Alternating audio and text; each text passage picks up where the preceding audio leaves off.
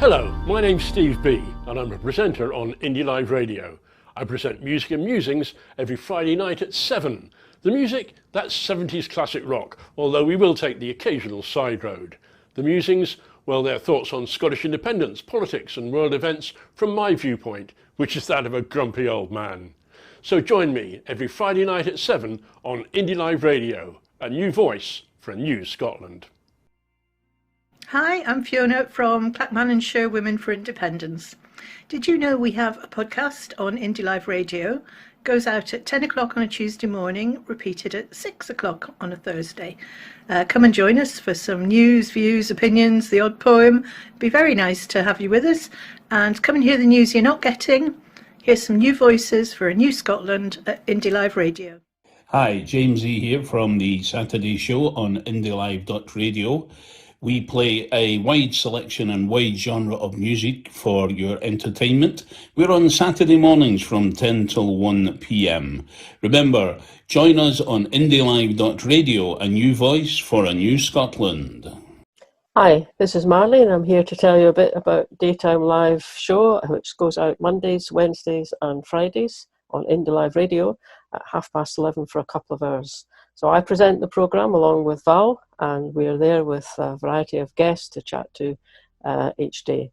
Now, at the moment, Wednesday's show is a catch-up edition. It's not live. What we do is we rebroadcast some of the more recent interviews. So we hope we enjoy all of those. Be there at 11:30 on Indie Live Radio. For the news you don't hear elsewhere, a new voice for a new Scotland.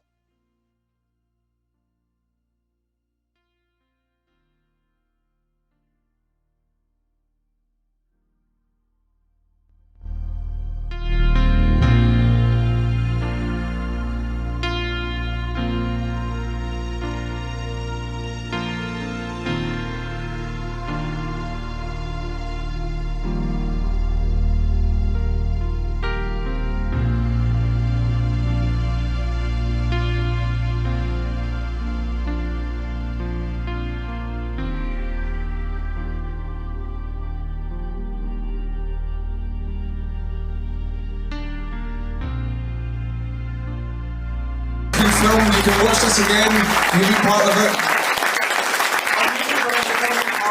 It's Independence Live, yeah. A few people asked about YouTube. It'll be YouTube/Independence Live. That's where you'll find the footage.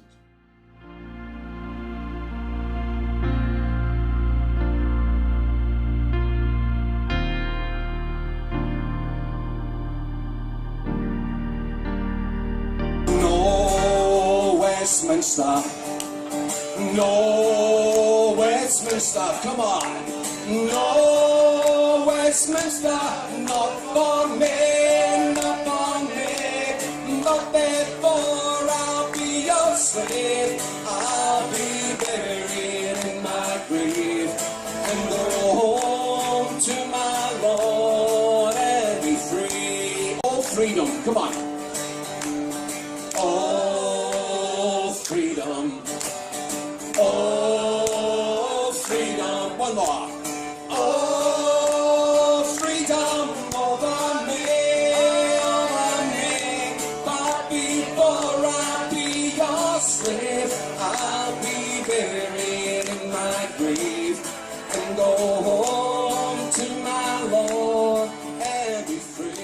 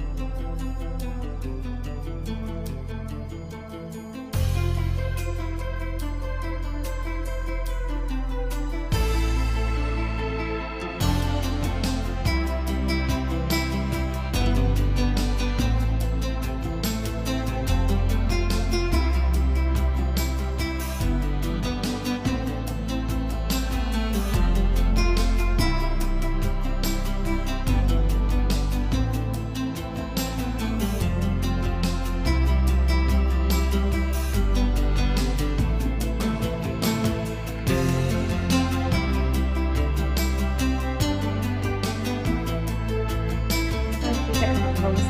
Hello everyone, my name is Rose. I'm a health worker, Unite Rep at Greater Glasgow and Clyde.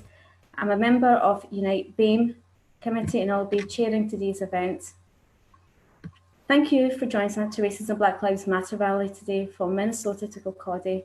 We are live streaming and please send comments and questions as we go along and I will try to read them out. On the 25th of May, the world witnessed George Floyd being brutally restrained to the ground by the police officers, placing his knee over his neck for almost 9 minutes. During this time, George was pleading for his life, saying over and over that he can't breathe. Unfortunately, he was pronounced dead shortly after. The murder of George Floyd has sparked an outrage across the world, where people have took the streets in their thousands, pulling down statues of figures directly related to slavery. We have an excellent panel of speakers today who will talk about their involvement in fighting racism and hopefully enlighten us on how to move forward together to eradicate it. I am very pleased and excited to introduce our first speaker, Michael Brown, who is a co-founder of Black Lives Matter, all the way from Long Beach, California. Thank you so much for joining us, Michael. I know it's early in the morning over there, it's about 4. Over to you.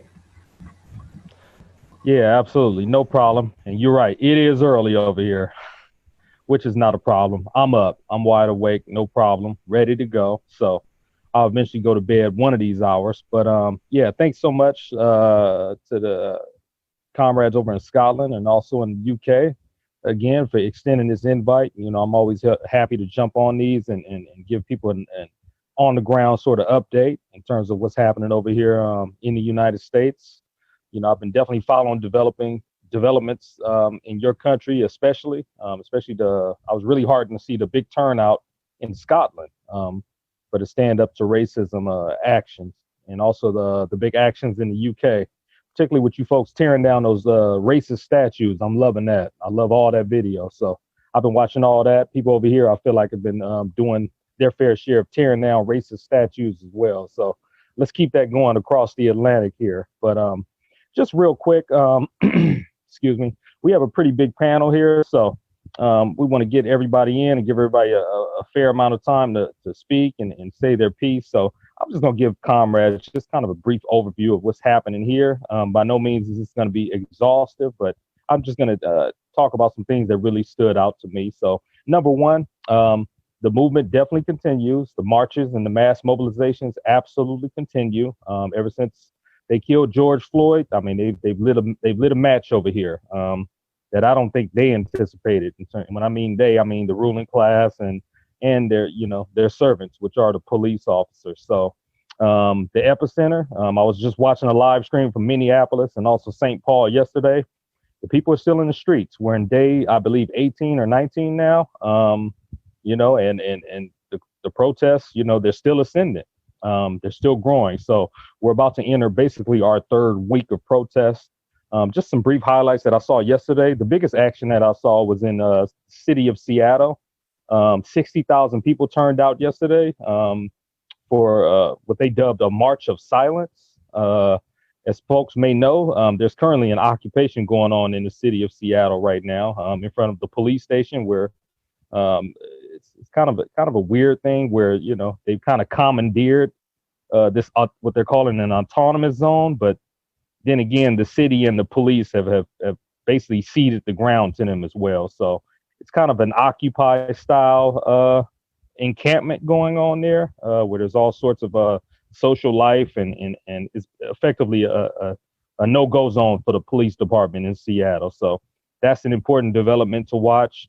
Other cities yesterday that had large turnouts were places like Nashville in Tennessee, Baltimore down in Maryland, and also here on the West Coast, a lot of the cities in the Bay Area had pretty sizable turnouts yesterday. So I think what we can anticipate to see later on today is probably a repeat of last weekend where you had just massive turnouts in the big metropolitan area. So for instance, here in LA, there's about 7 or 8 different protests that are scheduled today, just in all different regions of the city and the county.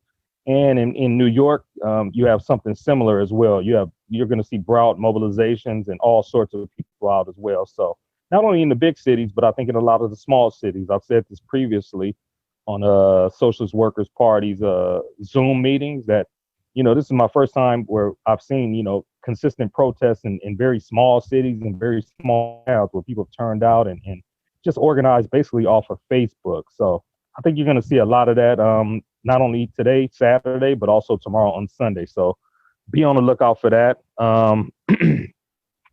I think something else that's interesting is in this country, for the most part, we're at 114,000 deaths from COVID-19, and pretty much we're effectively reopening for the most part. Of course, at the behest of capital and at the behest of private corporations. So I know here in California, our governor Gavin Newsom, he's opening the state in what he's calling 4 phases. So as of yesterday, we hit phase 4. So that means things like gyms and big restaurants and also other communal areas. I don't think the movie theaters or the theme parks are open yet, but other places like gyms and big restaurants, they pretty much opened yesterday. So even if they're not at 100% capacity, libraries as well, they're at 50 to 60% capacity. So we're basically reopened at this point. So it's going to be an interesting backdrop to see how this weekend plays out. In some parts of the country, we're already seeing a spike in COVID-19 cases, and in other places, it's too early to determine. So we don't know what the protest numbers may produce in terms of spikes in COVID-19 cases. Hopefully they're low, or hopefully, there are none at all, but that's probably not likely, to be honest, because it's hard to socially distance when, you're moving with 20 and 30 and 50,000 people. But I think we're going to see large crowds regardless tomorrow, maybe even bigger ones, just based upon the fact that the country's pretty much reopened at this point. So be on the lookout for that. Another important development this week, or interesting development, is the Democratic Party. Of course, we're in an election year, so they put forward a proposed bill, a police reform bill. As you can probably guess, it's woefully inadequate. It's mostly a lot of superficial reforms, some of which that have already been tried. Things around body cameras and anti-bias training, and like I said, this is stuff that they've been trying and throwing out there for about 15 to 20 years, and it's just it really hasn't addressed the problem. It's interesting to see the demands that are coming from the activists from LA to Baltimore to New York to Minneapolis. People are openly talking about either community control of the police or defunding the police. That seems to be one of the big demands right now. So it's incredible. It's incredible because about 3 or 4 weeks ago, this is not what you would call, quote unquote, mainstream conversation in this country. There was only small parts of us on the left, who even raised demands around things like community control of the police or defund the police. So, it's been interesting to see that gain momentum, and I guess you could say respect as well. So, defunding the police, it means a lot of different things to a lot of different people. So the Democrats are basically posturing and they're trying to co-opt it and water it down. But you have some activists who are, when their ideas of defunding the police are taking all the funds from the police and giving them to social programs. And other people are just talking about maybe taking a percentage of the funds away from the police and allocating those to other programs. So that's going to be interesting to watch. Keep your eye on that. There's going to be some clashes, I believe, in the coming weeks and months between activists and also these big city Democratic Party ran city halls. So look for that. That's going to be coming up. And then just as far as next steps, also look for Trump and the right wing. They're engaging in all types of histrionics right now. So that's going to be interesting to watch. And also be on the lookout for maybe a more robust response from organized labor in this country. Right now, we're still missing that. It's only at the rank and file level where you're seeing real solidarity with the movement. But there's a lot of pressure building at the grassroots to basically kick these police out of the AFL-CIO and a lot of the labor federations. So be on the lookout for that. Those are things that you guys can look out for and follow from afar, and I think it'll really be a good gauge on how developments kind of play out here over the coming months. So with that, I'll stop there, and I'm looking forward to hearing the other speakers on the panel. Thank you so much, Michael. It was very interesting to hear about the new developments that are happening. Please keep us updated, and hopefully we'll have you on again and you can fill us in on us. I'd just like to read a few comments that have been sent. First one is from Ellie Casson. She says, glad people still protesting. This will need to go on for some time for any real kind of change to happen. And Kimmy Jolly saying, take down Henry Dundas. I would like now to introduce our next speaker, Aamer Anwar. Aamer Anwar is a lawyer for the family of Sheku Bayoh, who was also murdered by the racist police in Kirkcaldy. Aamer himself was also attacked by the police as a student. Thank you for joining us, Aamer. Thank you. And thank you for all the people who are watching today, and also probably the Scottish Police Federation who'll be watching. As you said, I'm speaking as a lawyer on behalf of the Sheku Bayoh family, his sisters, his mother, and his partner Colette. Now, there has been many attempts in this country since George Floyd, a desperate attempt almost to deny any comparisons to the United Kingdom. When you see the likes of Boris Johnson and other politicians and various individuals stand up who have a horrific record, an abhorrent record on racism, turn around and say the words Black Lives Matter. And the questions that have been asked by many families like the Bayohs is, what about the Black lives of people within this country? Within this country, there is a disproportionate number of Black people, in particular Black men, who've died as a result of force, children in detention, who've been restrained to death by G4S, a child, a 15-year-old Gareth Mayat. You've got Black people who died after police operations, Black women, Cynthia Jarrett, Cherry Gross, Joy Gardner, bound, gagged after police immigration raids. You've got Black men restrained to death by police officers, Christopher Alder, Roger Sylvester, Mikey Powell, Sean Rigg, Olasani Lewis, Kingsley Burrell, Leon Briggs, and of course Sheku Bayoh, and then Black women in mental health crisis, Sarah Reid. A young woman who was remanded for psychiatric reports, who died because of neglect and ill treatment by the prison and healthcare system in a prison, and immigration detainees, for example, Jimmy Mwenga, who was restrained to death by G4S staff trying to restrain him. And you have a history in this country of Black men suffering catastrophic injuries, almost dying following police restraint. We've seen time and time again a shocking lack of accountability of the police. Since 1990, there's been not a single prosecution for murder or manslaughter in this country when people have died at the hands of the police. We've seen report after report, public inquiries promising to bring about change, but for every family, every new death, whether it be in the United States or whether it be in the United Kingdom, gives lie to the promise that that they've actually brought about change. I mean, if you look at the stats, because when you see so many people marching on the streets, protesting despite COVID-19, it's a reflection of the fact that last year Black people were more than 9 times more likely to be stopped and searched than white people. You have 26% of all use of force by police officers was on Black and ethnic minority people, even though I understand that the numbers are about 9% in the United Kingdom for BAME. Death in state custody and state violence is a global human rights issue, and it disproportionately impacts on Black and Indigenous people. And when you talk about the case of Sheku Bayoh, for which there is a public inquiry due to take place, Sheku Bayoh on the 3rd of May, 2015, what I would say is I never knew Sheku Bayoh. He wasn't a rich or a powerful man with lots of connections, but he has a stubborn family.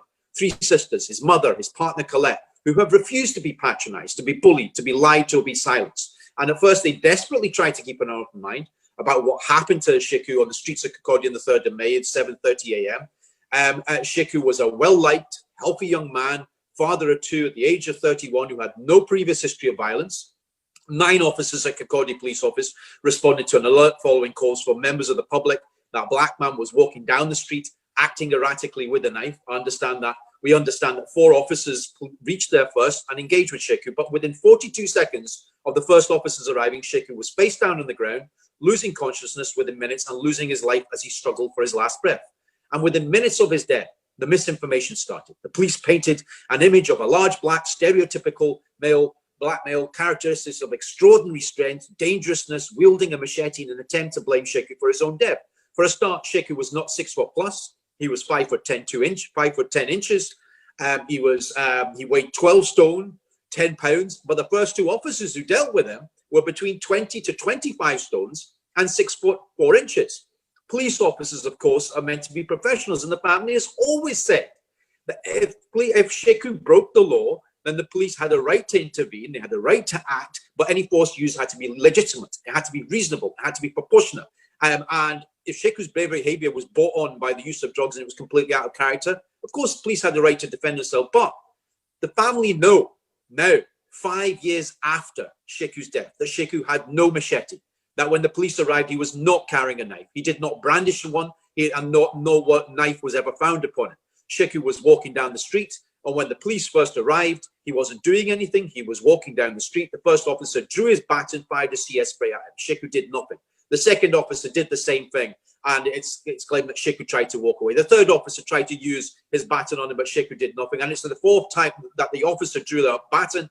It's on the fourth occasion that a police officer fell to the ground after an allegation that Sheku had had an interaction with the officer. And of course, that officer was able to get up and walk away. We know that within 42 seconds of the first police officer arriving on the scene, Sheku was face down, brought to the ground. Several officers apply handcuffs, leg restraints, ankle restraints. They try to, and Sheku loses consciousness. And police officers are taught to avoid restraining people face down and to do so for only a very short period of time. You have seen the video of George Floyd.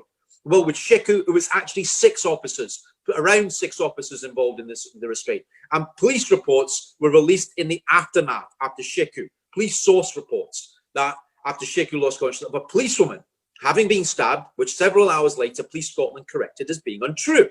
They told Colette's partner that Sheku was found in a public street by a member of the public who called an ambulance but died on the street. 9 officers returned to the police station. They were placed in the same room for some 8 hours. And it was only 4:30 that Sunday afternoon that Caddy and her family were actually told that Sheku had died in police custody. And the family doesn't understand why the officers were not suspended immediately afterwards without prejudice after his death. And the PERC, the equivalent of the IPC, that took control of the investigation. And what happened was the police officers themselves refused to provide statements for some 32 days. Can you imagine a scenario where 9 members of the public are allowed to walk the street after being involved in the death? And 2 years after the investigation, the family condemned the investigation by the independent investigators. They said it lacked robustness, transparency, impartiality. And 5 years later, the Sheku Bayoh family believed they were betrayed by a system that told them that not one officer will ever face charges, not a single charge. Sheku Bayoh's body was covered with multiple injuries, bruises, cuts, lacerations, and a broken rib, and he will never return home to his children. No charges, not a charge of murder, not a charge of culpable homicide, not a charge of serious assault, no attempt to pervert the course of justice, and no health and safety prosecution of Police Scotland. And the family asked the Lord Advocate, the man in charge of public prosecutions, the man who acts in the public interest, did you really think that Sheku's life was so cheap that they would simply walk away? And people have asked the question about George Floyd. And there is many stark similarities. Sheku, like George, was a loving father, a loving partner, a loving son. But in 5 days of civil unrest, in George Floyd's case, it meant that police officers will face trial. Yet, as the family have said, in Sheku's case, 5 years of waiting for the criminal justice system means that no officer will face trial. And I want to conclude by saying that Sheku's mother, Aminata, wants people to think of her only son, not as a man who died following a struggle with the police, but she wants people to remember him as a bright young man who any parent would have been proud of. He was a wonderful son, a wonderful brother, an uncle, a loving partner to Colette, and a loving father to 2 young sons. And as a parent of 3 young children, I know how much pain you feel when your child falls and bleeds, or they're sick and they're burning up during the night. But how, as a parent who desperately want them to be okay and would always take their place if you could, that love is unconditional, and I cannot imagine the pain for a mother who has lost her only boy, knowing she'll never see him again. Sadly, he is not by any means the first person to die in police custody, but if anything, I hope his name does not fade from memory, and that means that one day, I hope that Sheku's name leaves us a legacy that his children can be proud of, but I leave this in your hands as we fight for justice. Caddy's sister said last week, what now? What about tomorrow? The week after years that follow, families like Sheku Bayoh's fighting for justice. Black Lives Matter, not just in the United States, but also in the United Kingdom and in Scotland. For Sheku Bayoh, the dead cannot cry out for justice, but it is a duty for the living to do so for them. Thank you.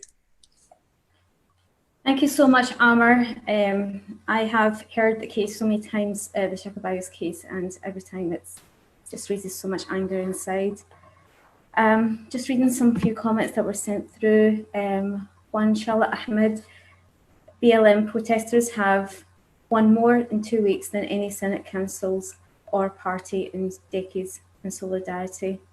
From Kate Lumsden, she sends her solidarity from Aberdeenshire Unison, and Michael Richardson is also sending solidarity from Unison City of Edinburgh. I would like to actually bring your attention to Sheku Bayoh crowdfunding. That's hopefully somebody will send the link through so it can have a read at it and please contribute to it. The fight for justice for Sheku Bayoh must go on. Another comment from Mike Wright, the SNP government must bring police killers of Sheku Bayoh and other POC to justice. An independent Scotland will mean nothing if it's a country where the police are free to kill and lie their way out of it. We have 160 people watching. Please keep sharing this live stream. I'd like to introduce our next speaker, Gozi Jo Edegui from the Scottish Trade Union Congress Black Workers Committee. Welcome, Gozi. Thank you very much. It resonates really strongly every time that I hear the sequence of events that happened with Sheku Bayoh. I've had this on my pin boards in my kitchen for 5 years. We're still waiting to get justice for this man's family and for him and closure. And that's a really, really important aspect of where I see we can make a movement towards actually realizing that justice. I am a member of the Black Workers Committee, and we work on a year-to-year basis on various objectives around tackling discrimination. I was born in Glasgow. I was born in Rotten Row before they tore it down.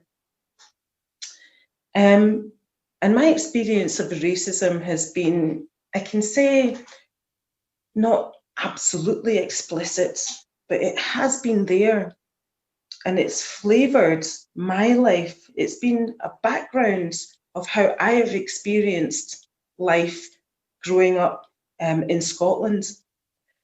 I think it's really important for us to realise at this point that we don't have an exclusive, exempt reality of racism in Scotland. We don't have that. That's never been the case. And it's important to try and to define that for Black people. Because what we've done is we've got by, we've seen a number of equalities organisations lose their funding. We've seen the likes of the injustices around police brutality, higher than expected detentions with regards to Black people in police custody. And we've just kind of taken that on board. I think now it's really important to address that.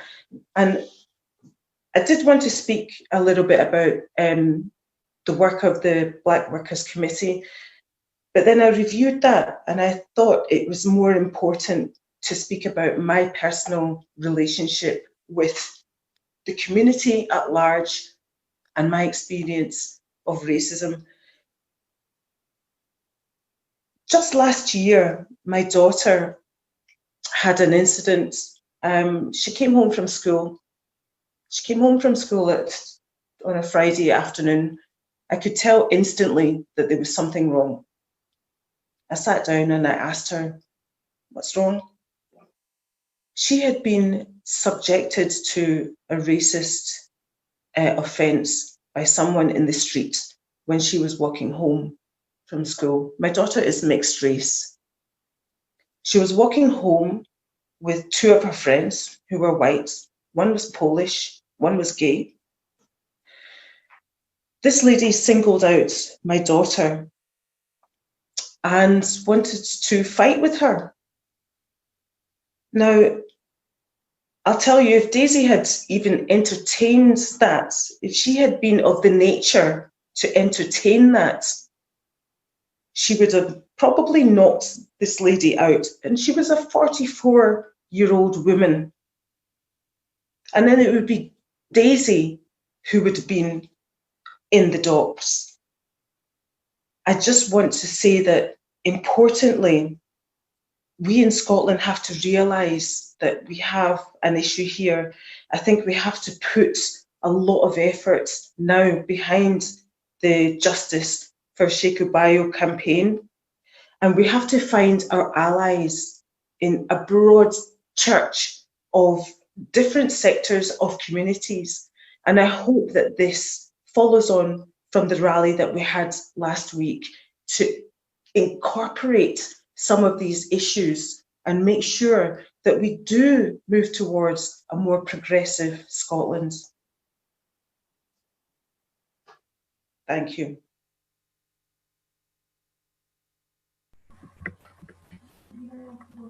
Thank you so much, Gozi.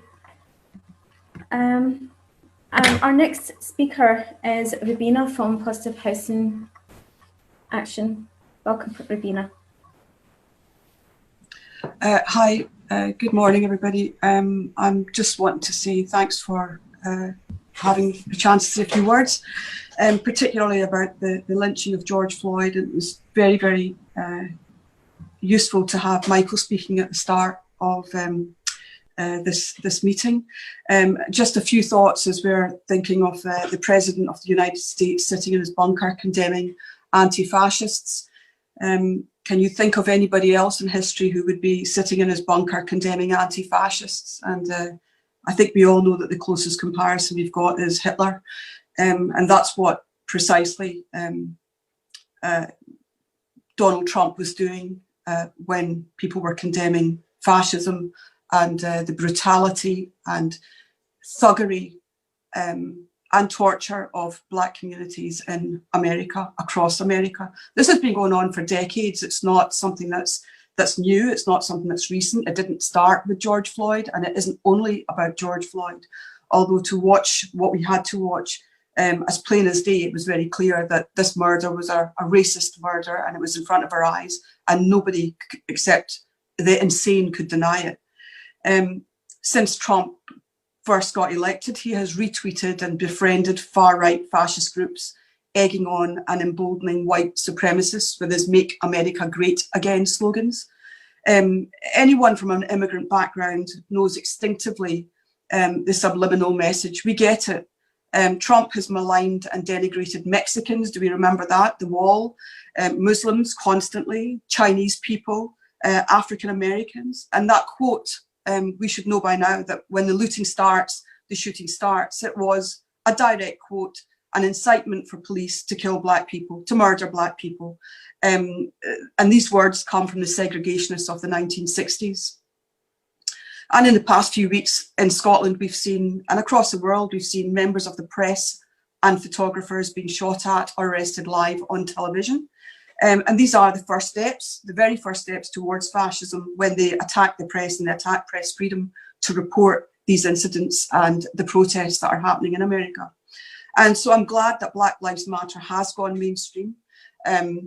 Certainly it means those that argue that all lives matter should know that Black Lives Matter because all lives did not matter. So we need to be on the lookout for attacks against this growing movement. And be on the lookout for also for smear campaigns. Here in Scotland, far-right groups have started circulating posters, basically attacking, saying that we should kill white people, saying that this is a Black Lives Matter movement that wants to kill white people and calling for white people to be killed. It's clearly a smear campaign, but even in the Scottish press just now, you can see that they're acting as if they've got two MPs, I think it's Stuart Hosey and Chris Law MP, are saying that this is terrible and it should not happen.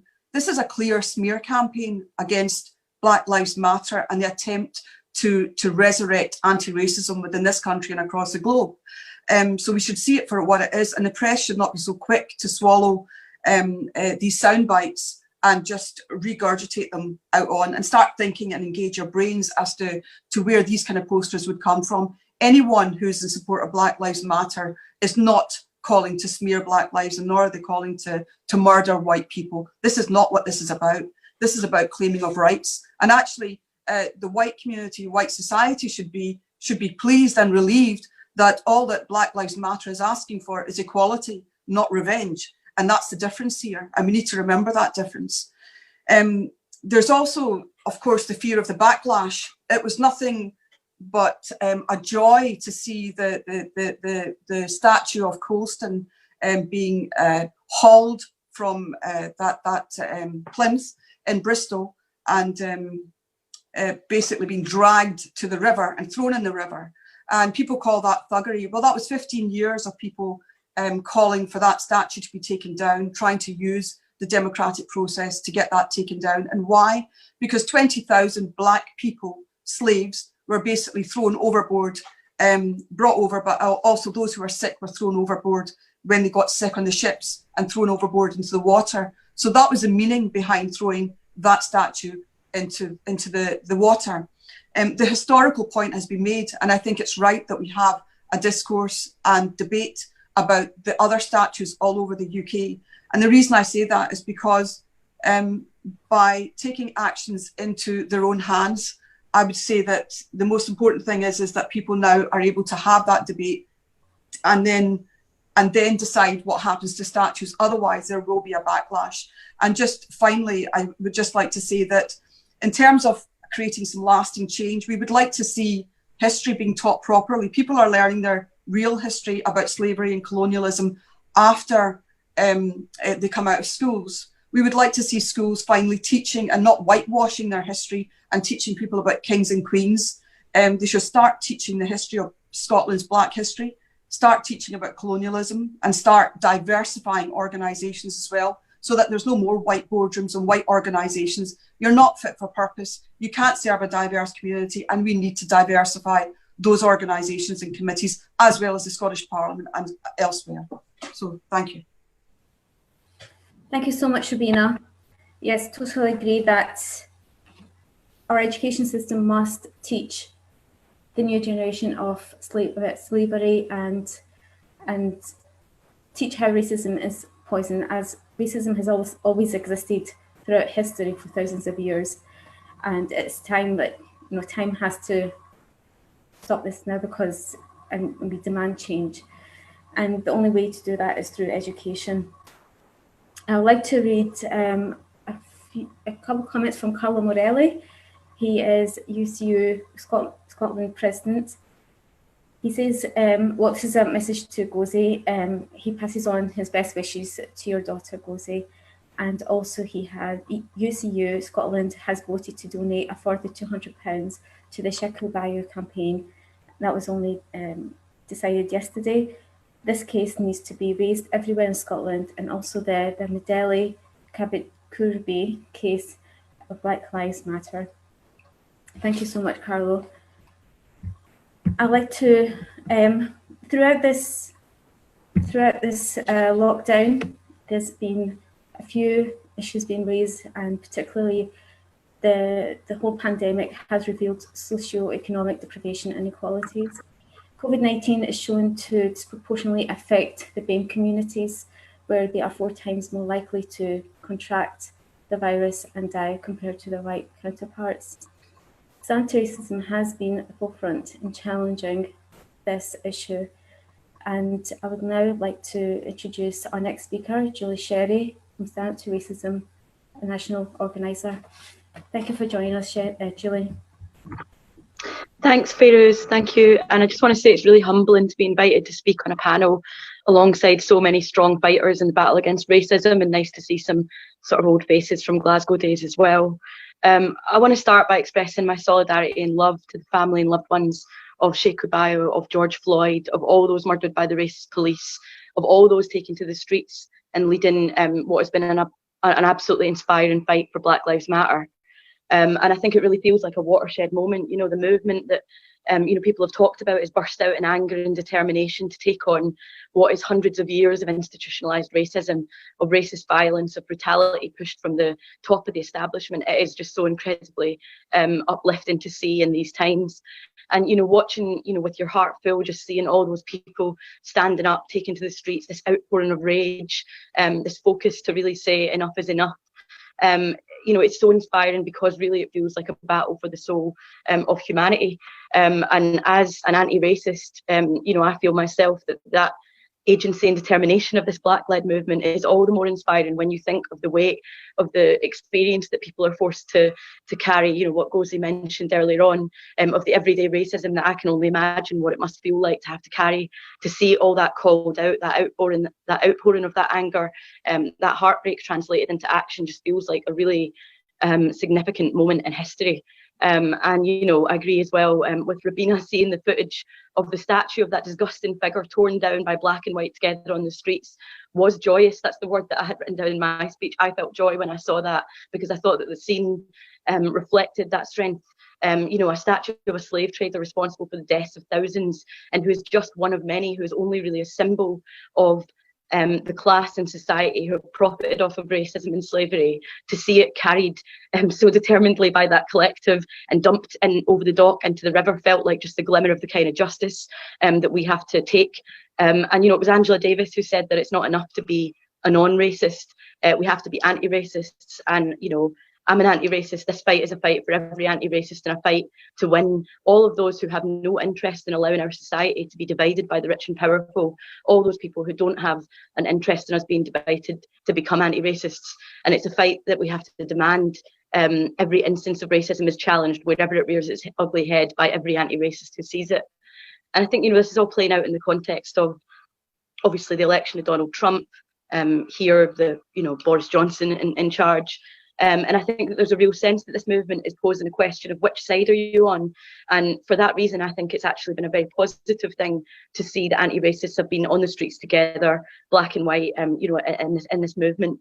I feel enormously lucky to have grown up in Govan Hill and Pollock Shields, a beautiful multicultural community, and to have had actively anti-racist parents who helped me understand racism from when I was a little girl. And isn't it a horrific indictment of the deeply racist society we live in that children as young as 3 or 4 are having to have discussions about what is racism? Racism is not a natural human instinct. You can see that from the way that children struggle actually to understand the concept. Racism is a learned, nurtured and imposed thing by the establishment, and an establishment who feels that it can have an argument about the legacy of slave traders.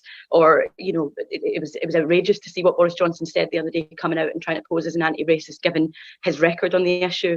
But to imagine that experience of kids that age not only having to understand what racism is, but to experience it, it's heartbreaking, and it's also enraging. And I think we have to be clear that racism plays a function in our society for the establishment, the people who put profit before the needs of people, the people who put our lives after the question of profit, the people who benefited from the slave trade, who benefit from us being divided in our communities so that they can keep us exploited, and the people who are forcing an utterly illogical premature end to a lockdown when Britain has the worst record in the world over the handling of coronavirus, or is among them, when around 60,000 people have died needlessly because the government refused to introduce mass testing, refused to provide PPE, and has put the profits of business over people's lives. As Faye said, the disproportionate deaths is a huge political issue at the heart of the battle over the corona crisis and at the battle over Black Lives Matter and racism. And we have a public inquiry that we've launched. We want people to support that. We want to bring all the angles of anti-racist resistance together, because Johnson's record, the backdrop that we're seeing here, is shocking. We've come out of the Windrush scandal. People should watch that very good programme that was on BBC that gives us a flavour of it. But remember where the Tories placed themselves over that question. What about what Johnson talking about black people as having watermelon smiles? What about the Islamophobia, the attacks on migrants and refugees through the hostile environment? This is a whole package of an establishment racism that we have to take on. And when firefighters joined us all over Britain and took the knee as part of the action that Stand Up to Racism initiated,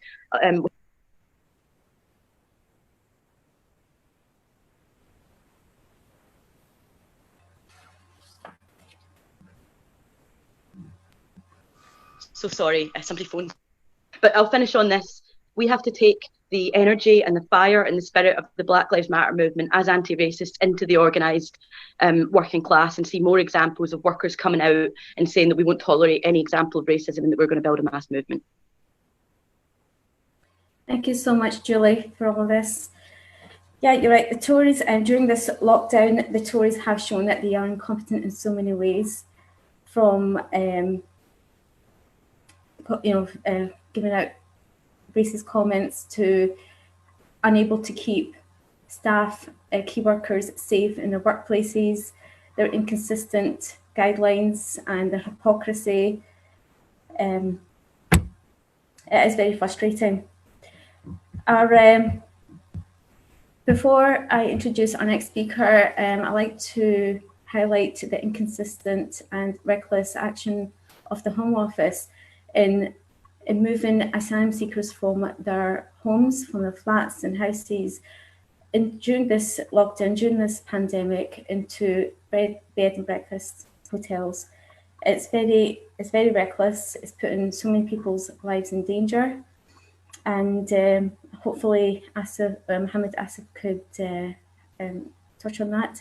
So please welcome Mohammed Asif from the Scottish Afghan Society and an activist in the Stand to Racism Scotland. Welcome, Asif. Thank you very much. Can you hear me? I would like to say thank you, starting by thank you the suitor and all my comrades here for the wonderful fight against the racists and fascists in Scotland and UK and across the globe. It is very difficult to see in 21st century that Black people, Muslims, asylum seekers, refugees have been treated like they don't exist. If we really think that really Black life matters by the politician in this country, no, they do not matter by the politicians. I would like to draw a comparison. Just a few weeks ago, when there was rioting in Hong Kong, people were protesting, and the current situation in the United Kingdom and the United States, people were condemning the authorities in Hong Kong. But now the same thing in the United States, in the UK. You know, the American government have military officers, police officers, you know, all sort of officers, FBI on the streets of Washington, New York, San Francisco, California, and many, many other places, beating the very people who are asking for their equal rights, who are asking to be treated as human beings. It is very painful. I remember when Sheku Bayoh was killed by the mob here in Scotland. The family, along with their solicitor, I salute their family. I understand their pain and their suffering they're going through. 5 years, it's been a long time that not a single officer, as Aamer Anwar said, has been prosecuted. And I think they will never be prosecuted because Black life does not matter in this country. When we saw the public execution of a Black man, George Floyd, in the United States, what if that public man or that lady did not have a camera and did not record that fascist and racist officers? I think this would have been brushed under the carpet as well. Brothers and sisters, in today's time, in today's age, and today's daily suffering of Black people here in this country, if you look at the politician, I think the politician, they're just joining the bandwagon. They're not sincere. Do not trust them. Look at the British Prime Minister who recently called a Muslim woman to be bank robbers and letterboxes. The same Prime Minister who called the Black people to have a lower IQ than a white person. That's the sort of people now saying and standing up and saying Black Lives Matters. Yes, thank you very much. Yes, that's very nice of you when you say Black Lives Matters, but we want real change. We want social justice. We want institutions to be changed. We want the racist statues to be dropped and thrown into the sea, like one of them was thrown into the sea and he's enjoying now a cold life under the water. I hope his statue has never been recovered by anyone. Imagine the British politician coming on television when they are asked about Black Lives Matters. You know what Nigel Farage said? He said the Black Lives Movement, he compared them to Taliban. Rather than comparing that fascist and racist officer who publicly executed and lynched that black man, that innocent man, rather than condemning the institution of the racist state in America and Britain, this racist and fascist went and condemned the police officer and the victims, and compared him to the Taliban. The movement of Black Lives Matters, he compared them to the Taliban. That is the sort of politician we have in this country, running our daily affairs. If you look at the Windrush generation not long ago, people who stayed, who are British citizens in this country for 16, 70 years, who lived here for 16, 70 years, they were sent back to their countries. People who sacrificed for this country, they're silent. Brothers and sisters, this is not only 1 year ago or 2 weeks ago or 5 years ago when it happened to Sheku Bayoh. This is happening for the past 400 years. And this is about time that the British establishment, the American establishment, listen to the black people, treat them with equality, treat them with justice. And they should acknowledge that black people exist. They should acknowledge that Muslims exist. They should acknowledge that asylum seekers and refugees exist. Look at the coronavirus crisis. Most of the victims in the NHS are black people. They're Asian and black people. If the black person can be a doctor, and the black person can be a consultant, if he's a nurse, if he's a carer, why not he can be a head of the department? Brothers and sisters, this is not a fight for one person. This is not a fight for me. This is not for you. This is a fight for everyone. So I would appeal to our white colleagues that this is the time. No matter what your background is, you should join our movement and fight the racism and fascism in our society. Once again, I would like to thank Suter and everyone involved in today's wonderful event. Thank you very much. Thank you so much, Yousaf. I just want to read a few comments before I introduce the next speaker. One, Maggie McGinley, this is a comment towards Robina. She said, absolutely, Robina, education is crucial for young people to learn the whole truth about Scotland's horrendous history, slavery, and it should be linked to campaigns against racism too.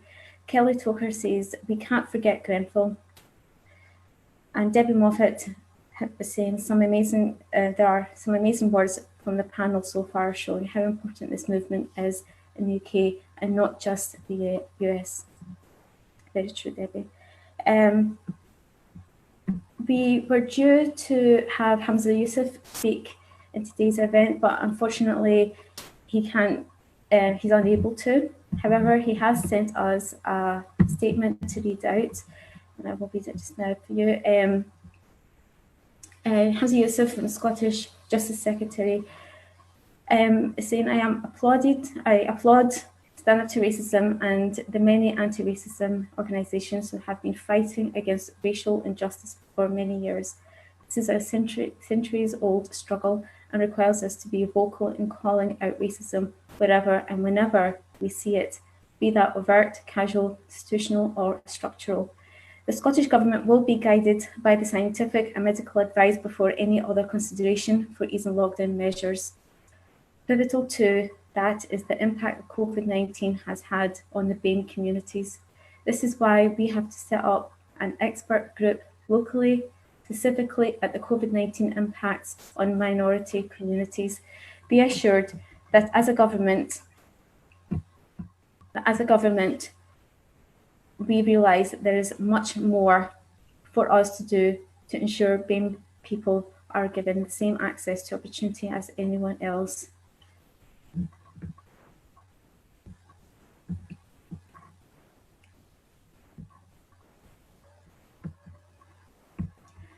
Sorry, I've got a few, I'm trying to keep reading this statement. I'm unable to see the rest. Oh, sorry, I can now. Sorry about this. Be assured that as a government, we realise there's much more for us to do to ensure BAME people are given the same access to opportunity to anyone else. To many of our public bodies and boards across the public sector are simply not diverse enough. This must change, and we are committed to that change. Can I once again applaud Anti-Racism for your tireless work in making a better, fairer, and more equal society for all. Thank you so much, Humza, for sending this statement. Yes, it is very important to continue in fighting racism wherever we see it. I would also like to bring people's attention to a link that has probably been shared already. If it hasn't, has been soon, will be soon. It's the one that statement by Anti-Racism that Julie has mentioned, which is demanding an inquiry into the disproportionate effect of COVID-19 on the BAME workers and communities.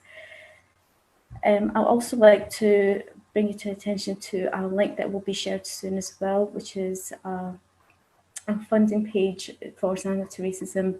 We do need your help to continue the struggle against racism and fascism. Our next speaker, I'm happy to introduce, is Kirsten Oswalt. She is an SNP MP and a business convener. Welcome, Kirsten. Thanks very much, Feroz, and thanks very much for having me to join you today. I'm really glad to be here, and I'm really grateful to have been able to listen to all of these really powerful speeches and to stand in solidarity with all of you. I feel like I keep saying this, but I'm not apologising for that. These are the voices that we need to hear just now if we're serious about understanding and about wanting change. In my job, I'm used to getting a lot of emails, but the sheer numbers of emails about Trump, about George Floyd, expressing solidarity with Black Lives Matter, thoughtful emails about statues and street names, and so many emails asking about Sheku Bayoh is remarkable, and it's testament to the strength of feeling across Scotland. And they all make one thing clear. We need to see racism. We need to understand its history. We need to acknowledge this if we want change, and we need action. And it does feel to me like this might be a tipping point, and I think it does have to be the tipping point because we've heard it has been an awful long time coming. We need to listen to the voices that we've heard today who have the direct experience that can educate us all. It's time to listen to them, it's time to ask questions, and it is time to act. What's happened in America is appalling. It horrifies me. And Trump's reaction to George Floyd's murder, to the protests across America, is chilling. And let's be really clear. Trump is a racist. He's a danger to democracy and to justice. He's a danger to minority communities across the world. That is what should underpin all our dealings with him. The UK government needs to stop selling him the means to harm his own population, because they're calling for fairness and justice. And this courieing into Trump, this so-called special relationship, is a disgrace. He's shown us who he is, so we should believe him and call him out for his racism. We can't stand by while that's glossed over. But we do need to realise that it isn't just America. And anyway, surely just not being America isn't really where we should be aspiring. There is a lot to be positive about in Scotland. We value, we celebrate our diverse minority ethnic communities, we celebrate the contribution they make and the important role they play in enriching our country in so many ways. I do think that clear public leadership matters, from the First Minister, from civic society, so many other places. That does make a difference in how we can go forward. But a few people have said to me recently that we don't have racism in Scotland. Actually, no, we do. And I'll keep saying that because we need to acknowledge it if we want to make progress. We are not immune from racism, but we do have a will in a lot of places to make a change. So we need to use that to move forward and to make a practical difference. My children are teenagers now, but since they were babies, I've taken them on anti-racism marches and protests. And this is the nearest I can get to that because of COVID. Because as mixed race children, unfortunately, they know, and I know, that we do need to stand up and push for change. We have made progress in Scotland, and I'm glad about that, but we need more. It isn't good enough to be not a racist. We need to be loudly and confidently anti-racist. We need to support our minority ethnic communities. We need to call out racism. We need to call out injustice wherever we find it. We need to talk about this, and we need to listen.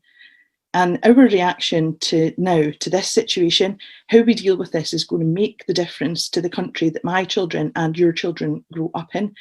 So I'm really pleased to see this strength of feeling. Positive words and sentiments do matter, they are a good start, but what we need is action so that we can have structural change in all areas of society, in work, in politics, in our daily lives.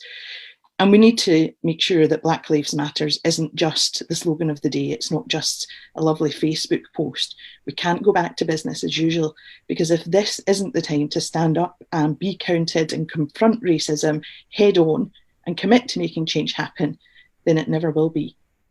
Thank you. Thank you so much, Kirsten. I just want to read out a couple of comments from people watching. Jen Daly is saying we need more Black politicians in Holyrood, and Debbie Moffat saying the UK needs to stop providing Trump with what they need for police to use during riots. Before I introduce our next speaker, which will be Anna Sarwar, I'd like to highlight the issue during this lockdown that's also has been revealed that the Scottish Government has not taken the ethnicity of people that have died of COVID-19 into consideration unless it's voluntary. And I don't know what that means, but however, it needs to be investigated. I am aware that Anna Sarwar has for many years, since 2017, has raised this issue in Parliament, and I hope that he can touch on this. So without further ado, I would like to now introduce Anna Sarwar, Labour MSP and convener of Holyrood, all-party group on tackling Islamophobia. Welcome, Anna. Thank you, Feroz, and thank you for having me, and thank you for organising this event. I think it's important, even though we can't be out in the streets to protest, that we are still protesting, and I think doing digital protests is really important. But I want to make a point right at the start. And Kirsten Oswalt touched on this towards the end of her contribution, and that is, this can't just be something that we talk about and campaign on when it's trending worldwide with a hashtag Black Lives Matter, or when we've had an incident and then 2 months down the line it's forgotten about again, and then we wait for another horrific incident to happen either in the UK, in Scotland, or somewhere else in the world, and we start debating this again and discussing it again. We've got to see real action now, and the real test of all politicians, myself included, but all those politicians, particularly in decision-making places, is what do you do when the cameras go away, when the columns stop getting written, when the hashtag stops trending, and people go back talking about other issues? Do you stop talking about these issues, or do you take actual meaningful action? That's going to be the real test for the people in positions of power. Because to be frank, it's very easy. And I welcome solidarity, don't get me wrong, I'm not trying to be offensive. I welcome people tweeting solidarity. I welcome people taking the knee and showing solidarity. But to be frank, that's the easy part. It's easy to do that when it's trending. It's easy to do that when there's a global debate about it. The hard part is actually taking the action. And so to every political leader, my own included, and every other political leader, to every leader of any institution, to any leader of any organization, thank you for your solidarity. It matters, we appreciate it, but we will ultimately judge you on the actions you take and the decisions you make, because it's the actions you take and the decisions you make that will impact on Black lives and ethnic minority lives across the country, and that's the test that we will set. I also want to give solidarity to Michael and all his colleagues and all his friends in the US. Please be aware that you are not alone in your fight for justice for George Floyd, and your fight for justice for every Black kid that is the face of discrimination or faces discrimination in the US. And just the exact same way, I want to give solidarity to Sheku Bayoh's family. And I want to pay tribute in particular to Aamer for being at the forefront of fighting for the Bayohs and for Sheku's murder and death. If he hadn't done, we wouldn't be having the progress that we have seen so far. 5 years we've had to wait to get a public inquiry. 5 years where no one has been questioned. 5 years when we've had no transparency. That is not a symbol of Scottish unity. That's not a symbol of Scottish diversity. That is a symbol of Scotland's shame. And I think we should all look back about why that has happened. But I want to caution people. Please don't think that this is about Donald Trump. Yes, Trump is an evil that we have to get rid of from the White House. Yes, we've got to defeat the politics of Donald Trump. But for far too many people, thinking it's about Donald Trump, or racism started with Donald Trump and it ends with Donald Trump, or the Donald Trump is the cause, is far too easy a get out. Racism didn't start with Donald Trump. It won't end with Donald Trump. He is a symptom. He is not the cause. Donald Trump is feeding into the underlying feeling and an underlying hatred that there is amongst certain parts of our society to get economic power and to get political power. And right around the world, there are politicians who are using attacks on minorities to try and win support amongst majorities to get economic and democratic power. And we've got to confront that level of populism and nationalism right around the world if we are to defeat this evil in our times. So I want actions, not words. I don't want just tweets. I want us to actually do something about it. And, you know, we've had the extreme cases of the Sheku Bayoh case and the George Floyd case. But actually, what does racism mean in practice on a day-to-day basis? There are children in our own country right here in Scotland who are scared to go to school the next morning after a terrorist attack because they're worried about what might be said to them or done to them. There are women who are too scared to stand on a train platform or get on a public transport or a bus on a train because they know they might get spat on or their headscarves removed from their heads. There are people who are working in workplaces who are racially abused every single day, but the managers tell them, sorry, it's part of the job. The customer is always right. There are people who have been stuck in the same job for 20 years looking for a promotion that they are deserved, but don't get it because of the name that they have or what's on their CV. There are people who are having to think twice about whether they put their real name on a CV because they know they're 3 times less likely to be called for interview if their first name is Mohammed than if their first name is Adam. So that's the structural issues that we've got to address. And I realise I've got 1 minute left, Pharaohs, but I want to just touch really, really quickly in that final minute on COVID-19. I've been asking for 10 weeks for stats to be published in Scotland around COVID-19. And it's completely unacceptable that they haven't been. 70 organisations, BME organisations across the country, none of them know who is in this reference working group that has just been set up 3 days ago, even though we've been in this crisis for 3 months. We're outside clapping for ethnic minority communities. Ethnic minority communities, you know, helping to diagnose patients. Ethnic minority communities helping to treat patients. Ethnic minority communities helping to make your food. Ethnic communities helping to deliver your food. Ethnic minority communities having to open the retail shops so you can buy your food. Ethnic minority people stacking your shelves. Ethnic minority people caring for you and putting their lives literally on the line to save lives. And what do they get in return? Very little support and just a random tap on the back, a thank you. We want more than a thank you. We want answers and we want support. And if you get answers and we get support, then we might actually believe that Black Lives Matter and that all ethnic minority lives matter across this country. Thank you so much for that, Anas. Just reading a few comments that have been sent. Charlotte Ahmed, this is a comment to Kirsten. Scotland is an increasingly ethnically diverse country and all the better for it. Belinda Graham has commented about travellers having suffered racism for many years in Scotland. Stephen Smiley, Solidarity, Unison Scotland are committed to working with allies to fight racism, led by our Black members. Our next speaker is Rozanne Foyer from the Scottish Trade Union Congress and is a General Secretary designate. I'm hoping that Rose would mention the STUC 5 red lines and the demand for staff to return to work when it's safe to return. Please welcome Rose. Thank you. Thanks very much, and thank you for having me today in this event.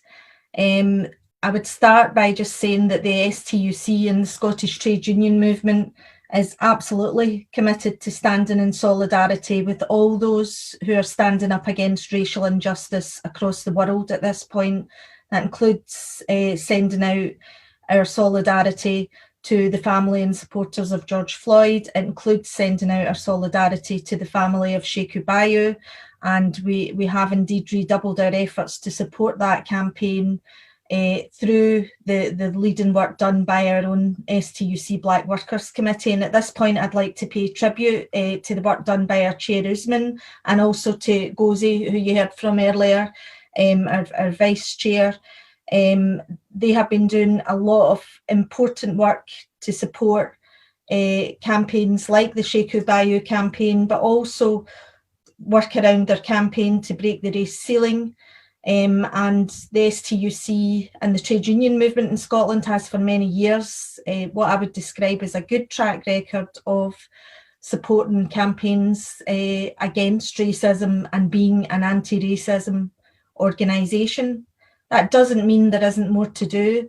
And I've been listening very carefully and have been very humbled by the contributions of some of my colleagues right across the movement against racism in Scotland over the past week. And I'd like to say to Anis, you've asked some really, really hard questions over this week, good questions about where are the Black people in the key roles in our society and what are leaders doing. And as an incoming leader, I'm going to ask a question that you haven't asked, but I'm going to ask it. Why are there no Black trade union leaders that I'm aware of in Britain today at the top of our organisations? I can only think of one Black General Secretary, and that was Bill Morris from the Transport and General Workers Union, and he retired over 20 years ago. And, you know, our first Black president in the STUC was a long time coming. We had Satnam Nair, our first Black president in the STUC 2 or 3 years ago. But we have a long way to go inside our own structures as a trade union movement, even though that is a movement with a proud track record of fighting against injustice and inequality. There are structural racism issues that we have to deal with and we have to acknowledge. So I want to make sure that it's clear that we need to start that process now, and we need to start to address these things in the long term. It's not good enough to have an anti-racism march once a year. It's not good enough to put out press releases when there is yet another injustice. We actually need to start to look at these arguments in the framework of the capitalist system and the particular brand of capitalism that we have lived with throughout our modern history, and what that has done in the very, very deep-rooted, systematic and structural racism it has created in our society. And is it any wonder that it has created that racism? We have a system, a whole economic system that is built on the premise that some lives matter more than others, and where Black lives have often come at the very bottom of the pile. We have a system that is built on empire and on slavery and on servitude and on exploitation. And to a very great degree, many of those things have not changed, and we're still living with the legacy of those patterns and those deep, deep held institutions. So when we have injustices like the Sheku Bayoh case, like the Sarjeet Singh Choker case, these cases are caused, they're a symptom of the wider issues that we're dealing with. So I think actually at the moment with the coronavirus and the way that has forced us to really take stock and really think about how we're going to rebuild and hopefully build back a fairer society, I think we have an opportunity to take the Black Lives Matter message right into the heart of that wider economic debate. And I certainly will commit the Scottish Trade Union movement to doing that as we go forward. I know our Black Workers Committee has written to the First Minister asking the very same questions around why are we not making the statistical evidence available around race, or gathering that statistical evidence, and the STUC itself has raised that with Cabinet Ministers on several occasions over recent weeks. We will continue to raise those issues, but we will also be asking wider questions about the health inequalities that affect Black people in Scotland, about the poverty inequalities that affect Black people in Scotland, and if we are going to re-examine our value systems and build back a fairer economic system post-coronavirus, then let's make sure that we do that in a way that takes the message that Black Lives Matter into the heart of that debate. Thank you. Thank you so much, Rose, for the insight of all the hard work that STUC is carrying out in how to challenge racism and include people of all ethnicities in the trade unions. I'd like to bring people's attention that a link will be shared soon from Positive Action Housing, and so please look out for that. It will contain an anti-racism toolkit for people to use, so that maybe that would help in people that are suffering from racism. So finally, this is our last speaker, and there is no need to really introduce him because he's well known. And I'm very, very pleased to say that Weyman Bennett has joined us today. He is the co-convenor of Stand Up to Racism. Welcome so much, Weyman. Thank you so much for hosting the meeting, and I'm glad to be here. And I want to start off by thanking all the speakers for their powerful speeches against racism and calling for change, which is so important now, and calling for why we are having this meeting. And I want to start off with the first thing about solidarity with the families, the Sheku Bayoh family, the Choker family, the people that have lost their lives, and to George Floyd's family, who we sent a greeting from Stand Up to Racism at the funeral last week, Tuesday. I want to say that we want to send those people solidarity. And I also want to say this. I came to Glasgow to speak after I had been in 2014 on the first Black Lives Matter demonstrations, after the murder of Trayvon Martin, after the murder of Michael Brown. I spoke at Michael Brown's funeral on behalf of Stand Up to Racism. And I think that we have to be really clear. When people say, why do you say Black Lives Matter? It's because racism is endemic in the United States, and it's endemic inside the world. And it's something which we have to challenge and change. And it's not something which we just have to accept. I think which has been the most brilliant thing you've seen is the size of the demonstrations, the people taking the knee inside Glasgow, inside Orkney Islands, and all kinds of places that shows the resistance that people are prepared to fight. Frederick Douglass, the great anti-slave fighter in the American Civil War, said that the way that racism was used was to divide black and white. It was used to divide each to conquer both. We shouldn't forget that. I think the key way that racism is used at the moment is to say blame someone else. And I'm sorry, but I think racism comes from the top of our society.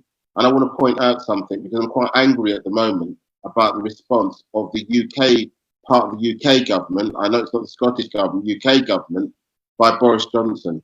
I have to say that I think Boris Johnson, as well as Donald Trump, has played a scandalous role in terms of his attitude to Black Lives Matter. You see, unfortunately, I'm old enough, I'm old enough to remember when Boris Johnson was at Oxford, the Conservative Party used to wear T-shirts with "Hang Nelson Mandela" on it at the student meetings when we're arguing for the end of apartheid. And I think we have to remember that. These are not distant people, they are now the Prime Minister. And when we talk about their attitude, I mean, to be honest, they care more about statues than they do about the actual murder of people. They talk about thuggery. This comes from the Bullingdon boys, the Eton boys, the people that actually have a tradition that goes all the way back to slavery and supports it. And I think that's the reason why, when we talk about how do we change things, the first thing we have to do is challenge the narrative. I've got good and bad news. The bad news is that language that is used has encouraged people like Tommy Robinson to come into central London with 2,000 Nazis and celebrate the words of Boris Johnson. That's what happens. Compared to the demonstration last week of thousands of people across the country, obviously that's a tiny amount, but it's a warning to us. If we don't support the Black Lives Matter movement, actually, the beneficiaries of this could be the far right. And we have to be clear about that. I'm proud that in both Edinburgh and inside Glasgow, when the Scottish Defence League tried to come out, everybody came out together. The SNP, the Labour Party, the STUC, we came out in unity.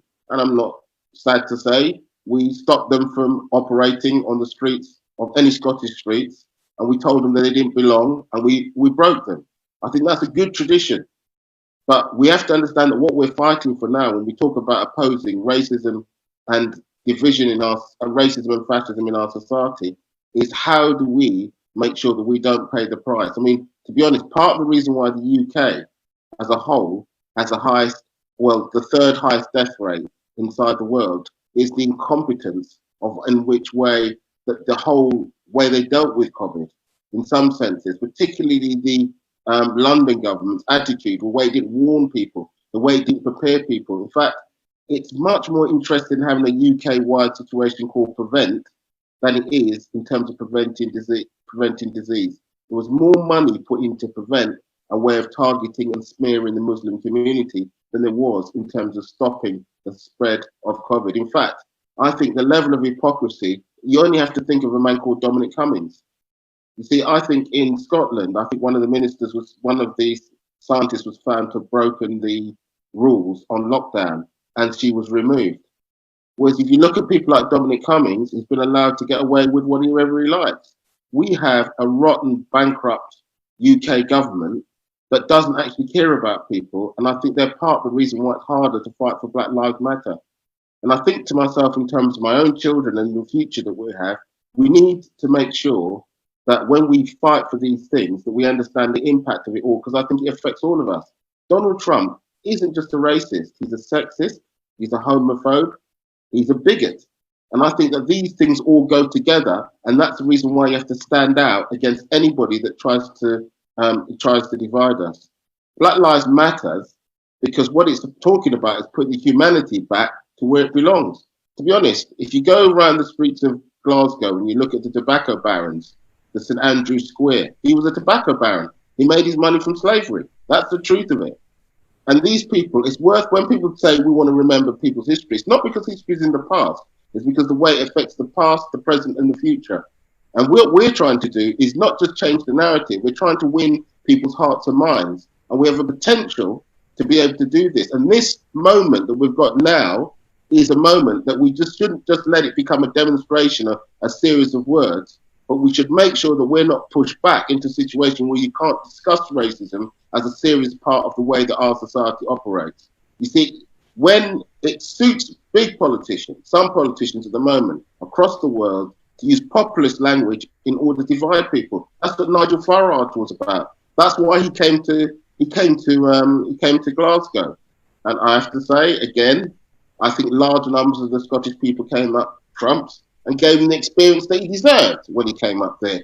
He said he didn't receive a very warm welcome. That's excellent. All racists should not receive a warm welcome if they push those kind of arguments. And that kind of unity we need to forge and develop at the moment, because it's important that we understand that if we build and sustain ourselves in terms of Black Lives Matter movement, it's really about opening up the question about how we use this to, if you like, instead of having institutionalized racism, have institutionalized anti-racism.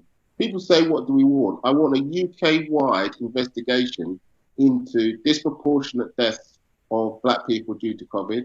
I want a UK-wide investigation into institutional racism, which I think is necessary.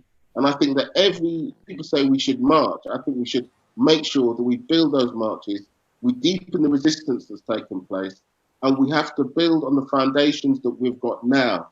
Thousands of people, black, white, many communities are ready to come out and call for justice. And we have to make sure that George Floyd's life is not lost in vain, that it is lost, but actually he was remembered because it ignited a movement that actually began to really challenge racism and give us hope for the future, so that we can make sure that racism is something that we push away into the past. But we're only at the beginning of this battle. So I just want to stop there. We should remember that we have to remember now that the only way we get justice is by solidarity, is by unity. That's what Fred Hampton said.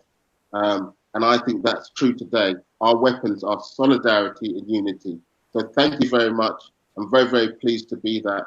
Everybody stay safe, stay strong. Black Lives Matter. No justice, no peace. Thank you so much, Weyman Bennett, the co-convenor Stand Up to Racism. I would like to thank every single speaker today sharing their experience and inspiring us to fight this disease called racism that has plagued the world for hundreds of years. As Imam Ali has said 400 years ago, he said, we are all brothers and sisters in humanity, and we must unite to fight racism no matter where it is.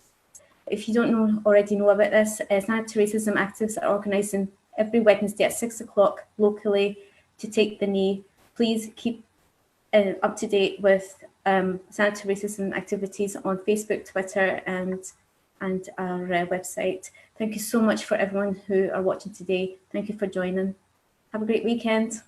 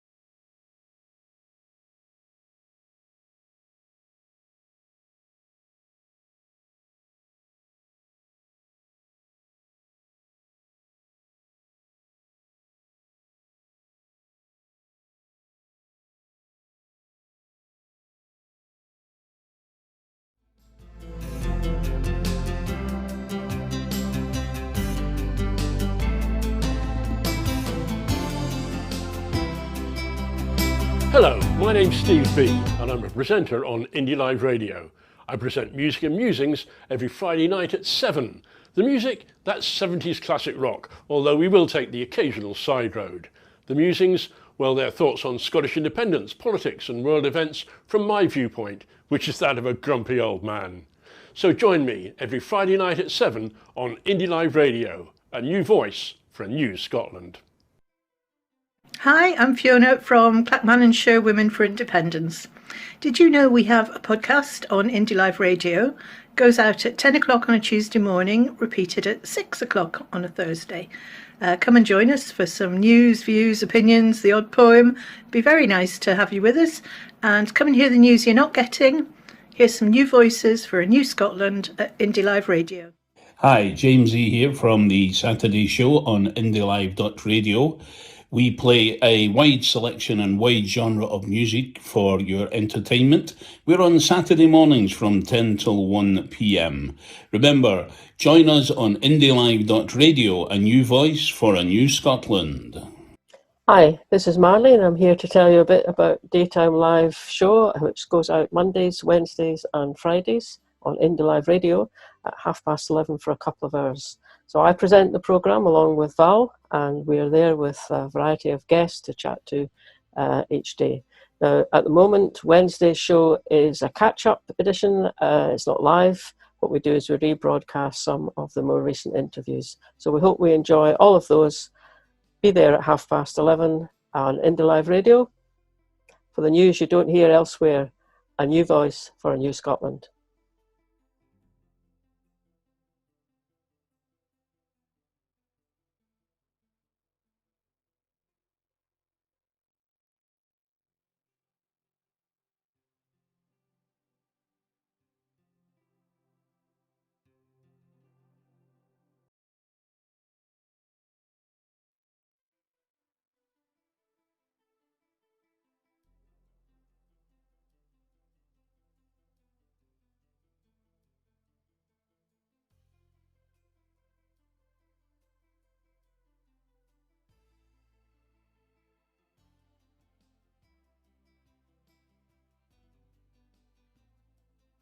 Film, you can watch this again, you can be part of it. It's Independence Live, yeah. A few people asked about YouTube. It'll be YouTube/Independence Live. That's where you'll find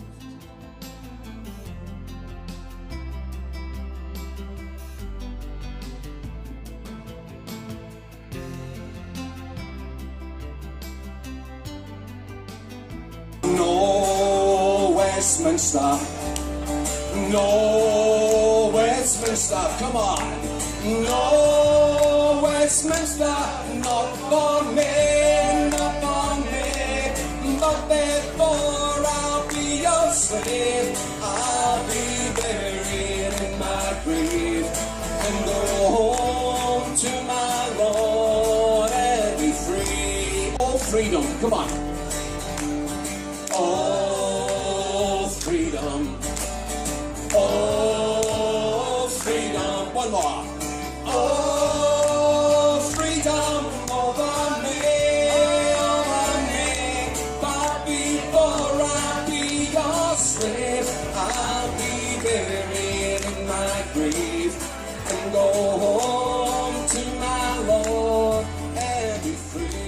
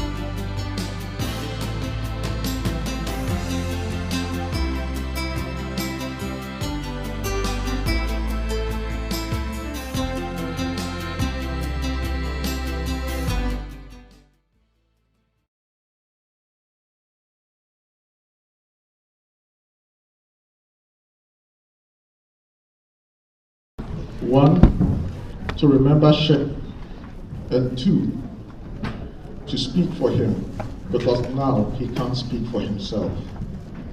So we pressed for time, so we'll start with the press conference, and I'll let Mr. Anwar kick it off. And then once we're done, then we'll have the next on schedule. Thank you. My name's Aamer Anwar. I'm the acting solicitor for Sheku Bayoh's family. On behalf of Sheku Bayoh's family, I'd like to welcome everyone today and thank you for your love and your solidarity over the last 5 difficult weeks.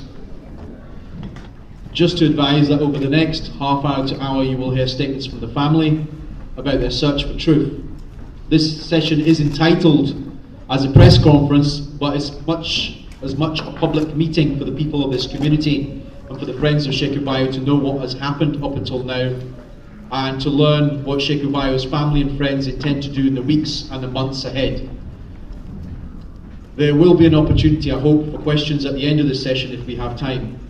Now, I never knew, like some people in this room, Sheku Bayoh, and it's clear to me Sheku Bayoh wasn't a rich or powerful man with lots of connections, but what I have learnt in the 5 weeks since his death is that he has a stubborn family. 3 sisters, his mother, his brother-in-law Adi, and his partner Colette, who have refused to be patronised, refused to be bullied, lied to, or silenced. They have tried desperately to keep an open mind on what happened in Hayfield Road 5 Sundays ago. And despite the attempts to provoke and insult them, they have remained dignified, but full of rage because they are not asking for anything special, just the truth. And because without truth, there can be no justice.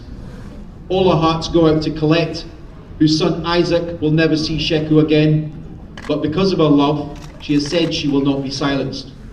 I also want to extend my condolences to Connie, the mother of 3-year-old Tyler, who will also never see his dad again.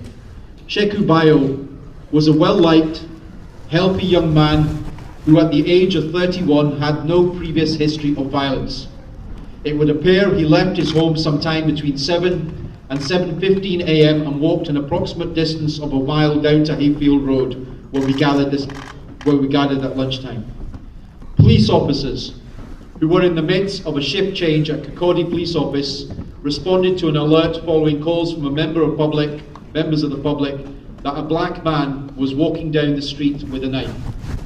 We are advised that some 2 police vans, 3 marked police cars, and 1 unmarked car went to the scene, and that a minimum of 9 uniformed police officers, along with 2 CID, attended. We understand that 4 police officers reached there first and engaged with Sheku Bayoh. A struggle took place, and what we can confirm is that out of those 4 police officers, the policewoman talked about by the Police Federation was part of this group. She was not on her own. 5 other officers arrived very shortly afterwards. There has been a great deal of speculation about what happened, and while some have been desperate to paint a version for the benefit of themselves or of the media, the family have tried to keep an open mind, and what happened is a matter for a live investigation. But they are entitled to say that Sheku Bayoh never deserved to die. If anyone has information in this room or in this community that they have not provided to the police or to the PERC for whatever reason, I would urge you to contact PERC. If you don't feel comfortable doing that, then to contact Sheku's family or my office. As for what happened, you will appreciate we have been given a great deal of information over the last 5 weeks that we cannot release into the public domain, despite others who insist on releasing snippets of what happened that morning. We do know as a fact from CCTV and from statements received that no officer was ever on their own.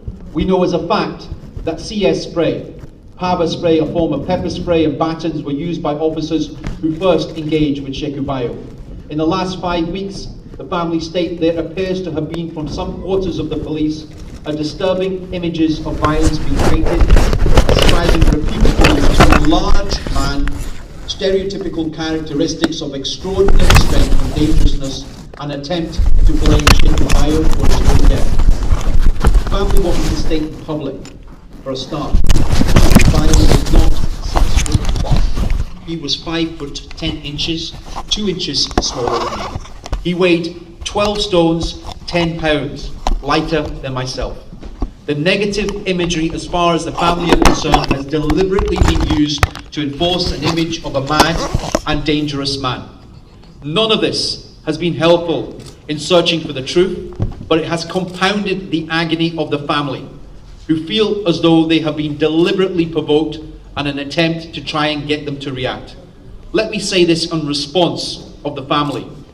Police officers at all times are expected to be professionals. Police officers, of course, have a right to defend themselves, but any use of force must at all times be lawful, necessary, and proportionate in the circumstances.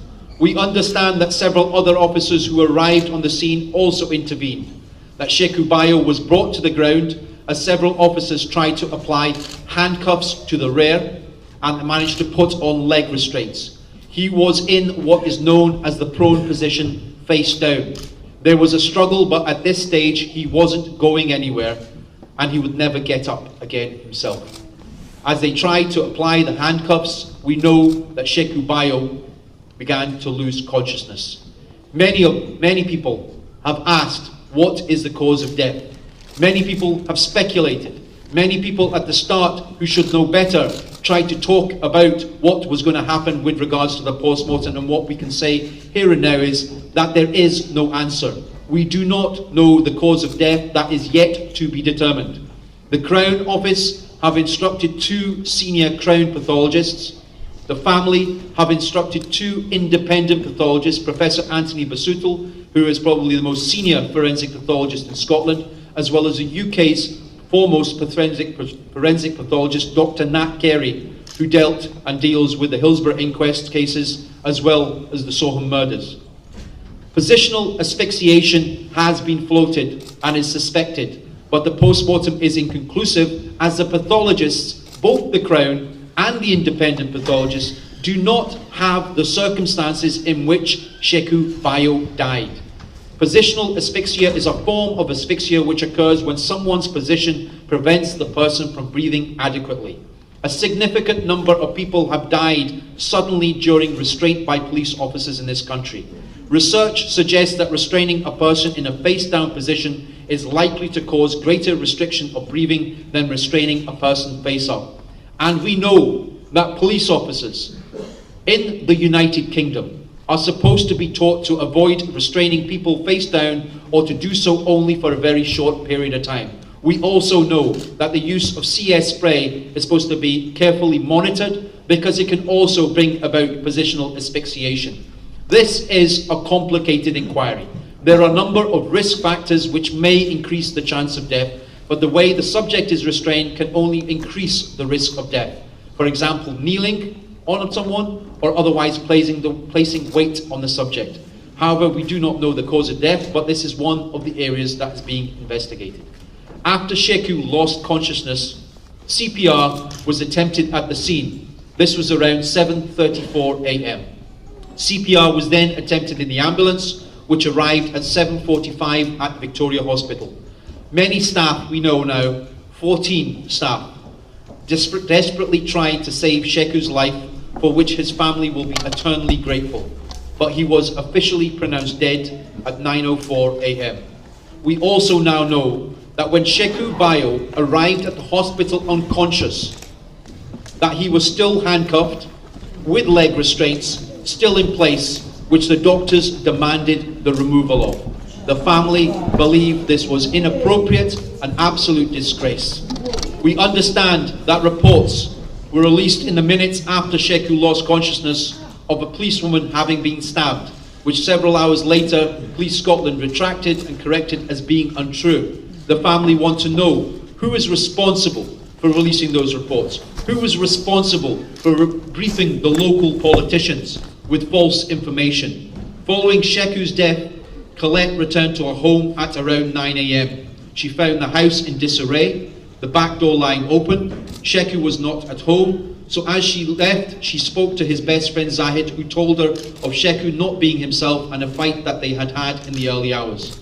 She left to go to her mum's and she phoned the police. When she returned, just after 9 o'clock, a police car with 2 uniformed officers and 2 CID were waiting for her. They took her into her house. CID sat her down, whilst uniform went into the kitchen for a few minutes. For what purpose? Colette does not know. We now know that the CID and other officers had been briefed about the circumstances of Sheku Bayoh as early as 10 minutes past 8 that morning.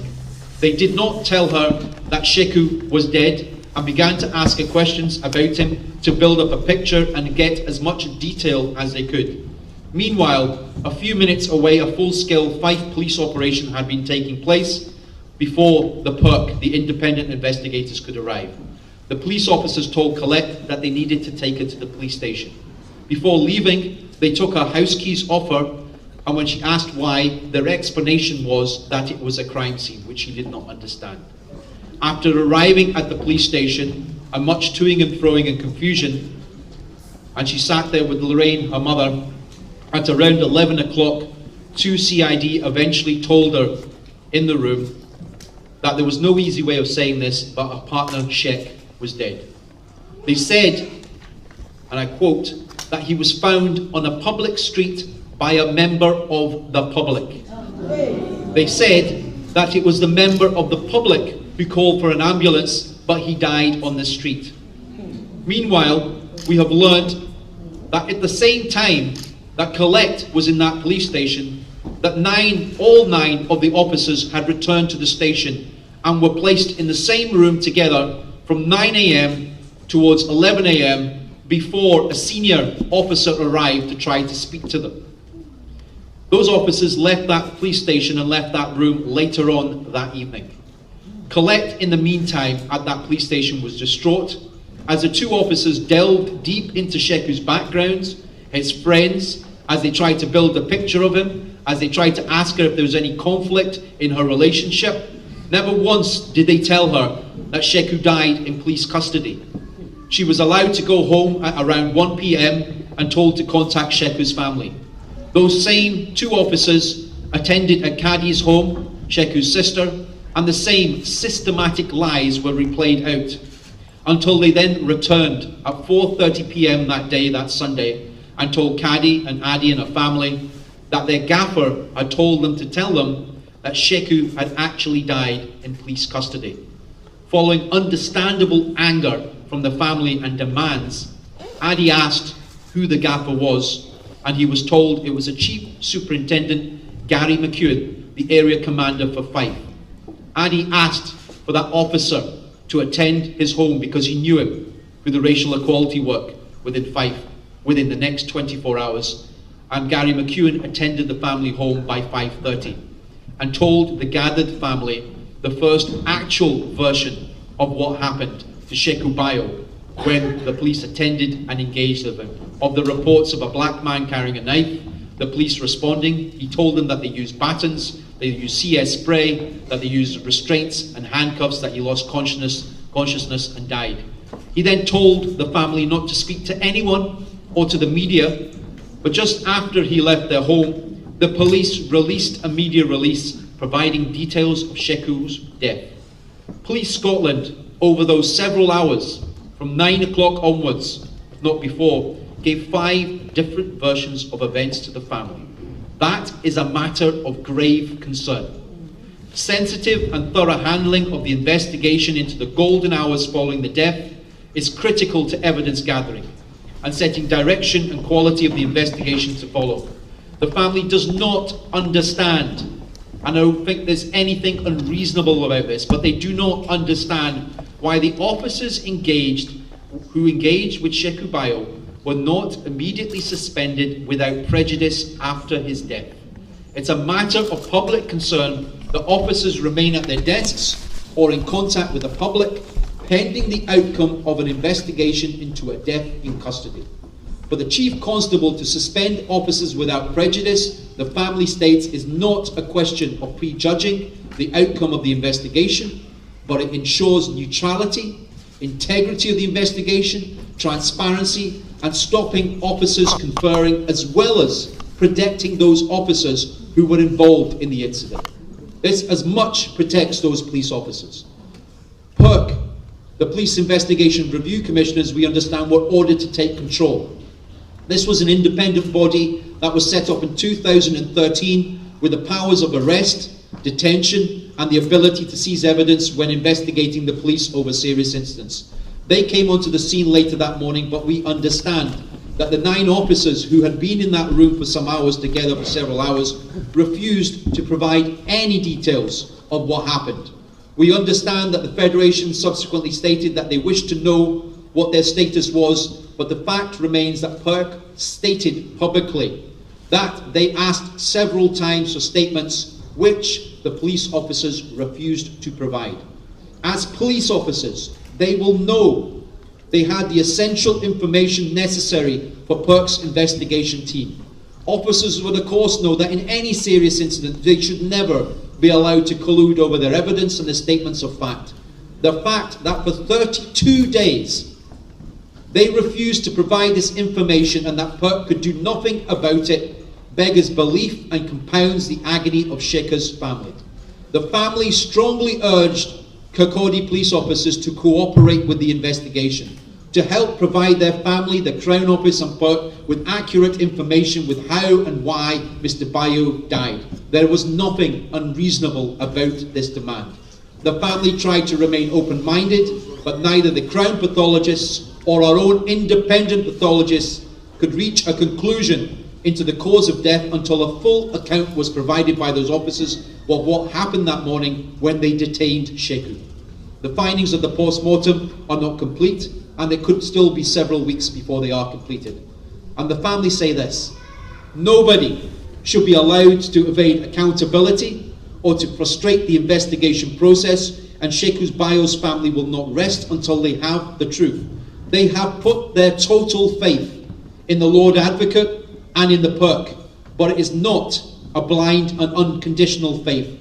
The family will accept nothing less than a robust, independent, transparent, impartial inquiry that has no fear of where it leads them. The family appreciate that this is the most serious incident that PERC has ever had to deal with since its inception in 2013, but there can be no more room for mistakes or naivety about the task that they face. I met Sheku's family for the very first time 2 days after he died, and I told them at the time that the way ahead would be a long one, full of struggle, full of heartache and resistance, that no family should have to do that. It's the job of the justice system in this country and the police service to serve the whole community. I hope that the people who are gathered here today, his friends, the people who worked with him, the people of Scotland will support this family in their struggle for truth and for justice in what will be a very long road ahead with many ups and downs. People look at our police service as a good example of what everyone should be doing across the world. But to be the best, to be the guardians of law and order, they need to act as public servants as well as earn our respect. They should never resent facing difficult questions, because that is what is expected of them in a democracy. They must be accountable. Sadly, some of them have acted like juveniles, wishing to smear, wishing to insult, wishing to trade insults on social media and contaminate a picture. We appreciate that those who represent the police have a job to do, but why would anyone want to smear a family when they are grieving for a loved one? It's very sad that those paid to represent police officers should have chosen to engage in personal insults. The fact that they chose to do so in the week as Sheku's family prepared to bury him is beneath contempt, and the family asked them to stop.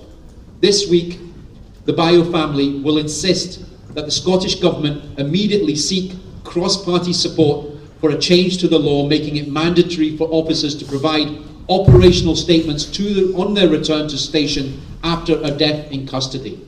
That fundamental flaw in the law, which strips the powers of PERCs in deaths in custody, is unacceptable. We found out this week that PERC, their powers are ripped away from them when it comes to a death in custody, and the family asking, what exactly is the point of PERC when the most serious thing that can happen to a police officer in the line of duty is when somebody loses their life.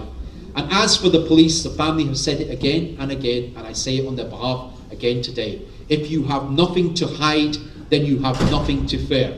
This week, the Police Federation, on their Twitter page, quoted a section of the law. They did this on the 4th of June 2015, claiming that PERC didn't know what governs its existence. If police officers and those paid to represent them want to quote the law, it would help if they actually understood what it meant.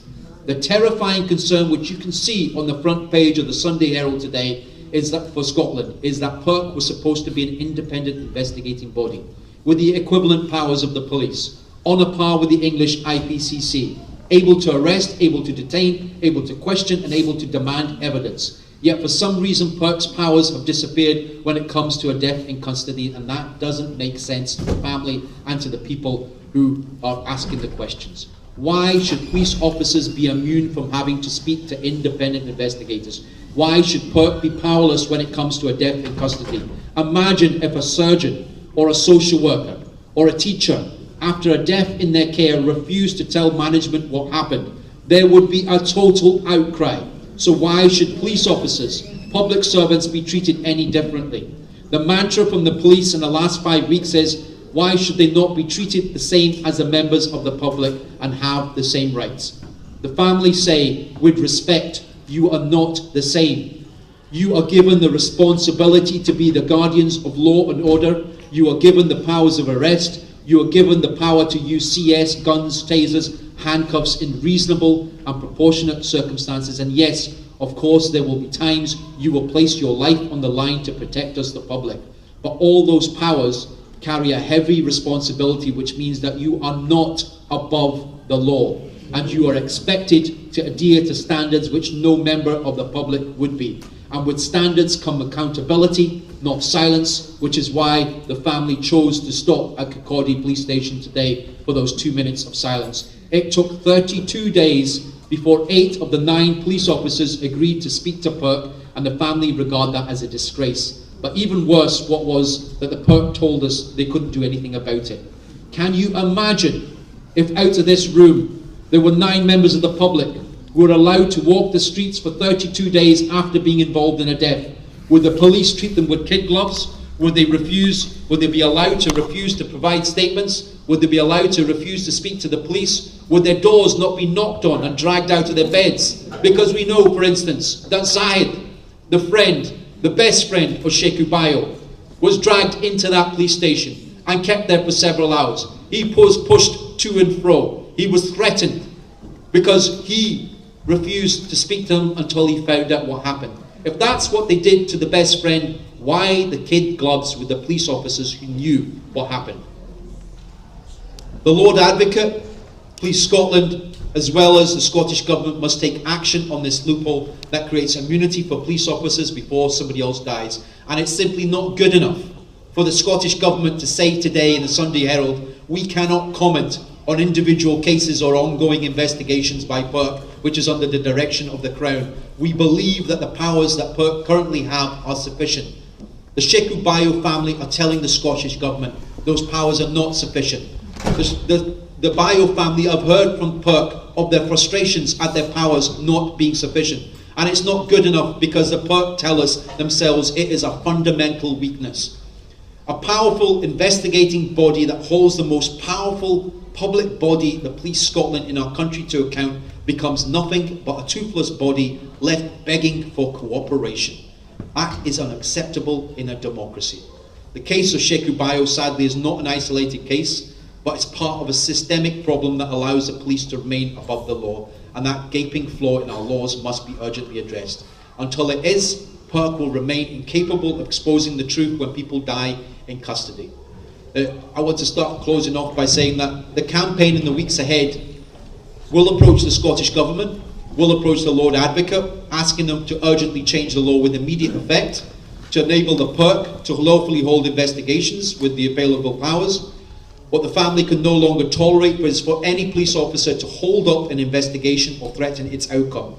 No family should ever have to go through the burden of losing a loved one in police custody and then to find that the system fails them.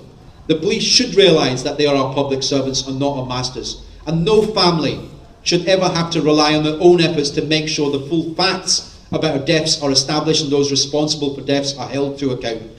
Our Crown pathologists, the independent pathologists, urgently need the information. And there are many questions for PERC, which I list before I close. 1. The family states Sheku Bayoh was a fit and healthy man who lost consciousness less than 15 minutes after being engaged by the police. How and why did Sheku, who appeared to be physically healthy, come to suddenly die in this way?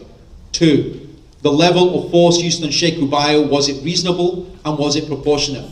3. How was he restrained and whether it led to positional asphyxiation? 4. What pressure was applied and how? 5. Were police guidelines or trainings regarding restraint, use of CS spray, pepper spray, batons and positional asphyxiation sufficient, or were they followed correctly? 6. As they held him down and tried to apply handcuffs to him, he was in the prone position throughout the entire restraint. How long was he held in this position and what body weight was applied to him? 7. Why was there an absence of leadership from the moment that Sheku lost his life? 8. Who ordered the police officers to systematically lie to Colette and Sheku's family over the course of the next 7 hours? And 9. Why did the police take control of Colette and Sheku's house under false pretenses? And 10. The family want to know whether it was appropriate to leave Sheku Bayoh, a dying man, in handcuffs and leg restraints when he was put in an ambulance and arrived at the hospital. And there are many other questions that remain, but nothing will bring Sheku Bayoh back. But his family want to know that justice will be done. In the hours after his death, his family were treated shoddily with no respect. At no point could they confidently state that what happened to Sheku from the information given to them by the authorities. At no time were they consulted on where Sheku's body should be taken or about the post-mortem.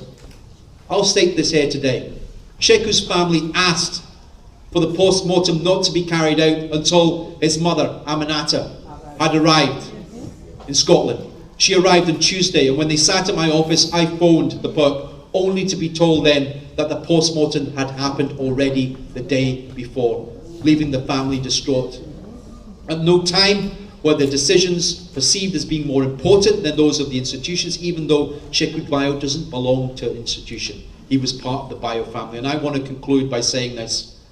Sheku's mother, Aminata, wants people to think of her only son not as a man who died following a struggle with the police. She wants people to remember him as a bright young man who any parent would have been proud of.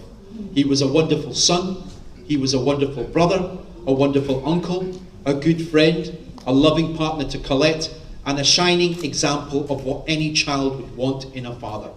As a parent of as a parent myself of 3 young children, I know how much pain as a parent you feel when your child falls, when your child bleeds, or when they're sick, and when they're burning up through the night with a temperature. And I cannot imagine, because I know as a parent you desperately want your child to be okay. I cannot imagine what a mother must feel when she loses her only boy, knowing that she will never see him again. And sadly, he is not by any means the first man to die in police custody. But if anything, I hope that Sheku Bayoh's name does not fade from memory, and that one day the name of Sheku leaves us a legacy that his children can be proud of. I hope, Sheku, as you look down at us today, that you are proud of the love for you, that one day you will be able to rest in peace, but there can be no peace until there is justice, because without truth, there can be no justice, and that is what his family is fighting for. Thank you.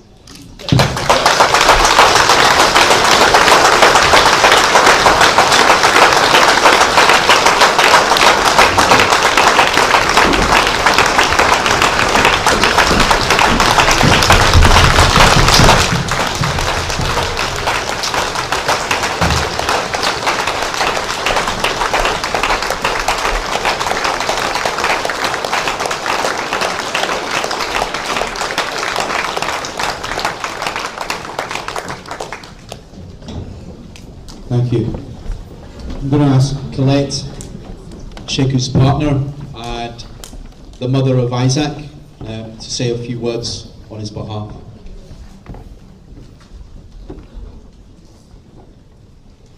Since I opportunity to say goodbye to Sheku, I want to take this opportunity to read him a poem. The moment that you died, my heart was torn in two. One side filled with heartache, the other died with you.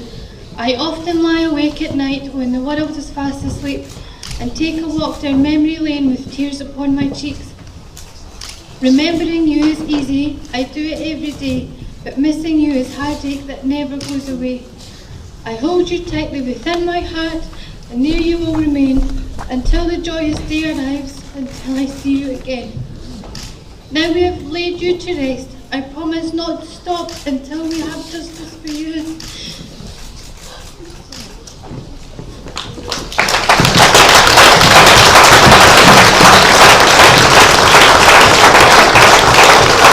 But the truth. All the lawyer said is exactly what happened to him. He suffered a lot before he died. That's why I will never forget him. He's the only man I had. The Christian girls. May his soul rest in peace. Once again, I thank you all those who are present here, those who came from London, all over the world. I thank you very much. May God bless you all. May God bless all of you.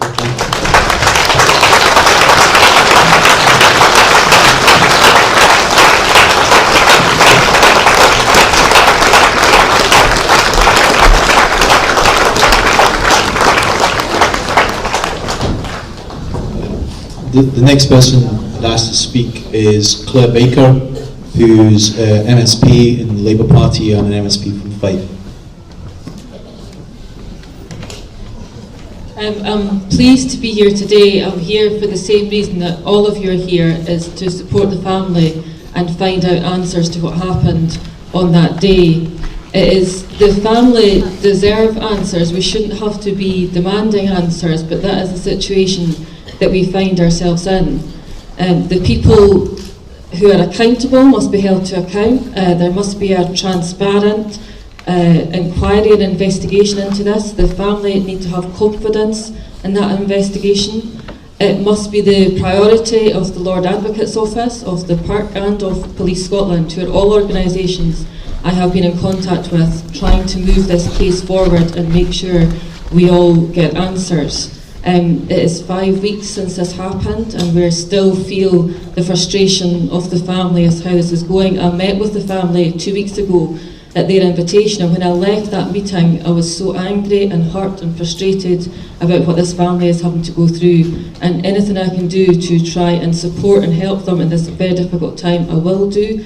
We will look at the changes that have been suggested to the law. If the law is not fit enough for this type of situation and changes need to be made, then so be it. We have to make those changes. I am proud to live in Scotland. I'm sure all you are too. We want to be proud of our country, but this current situation is extremely worrying. I understand the family's lack of confidence in going forward. We need to make sure you have confidence and the family have confidence that we can get justice for Sheku going forward into the future. Thank you very much.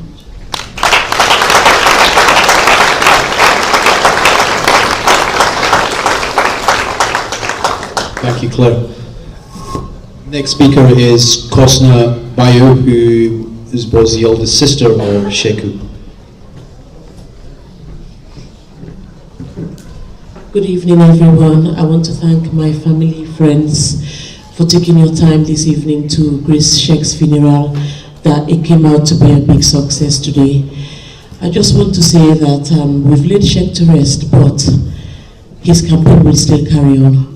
As you've heard from the lawyer, that's what happened to Sheku. We won't rest until we get justice for Sheku and to get the truth.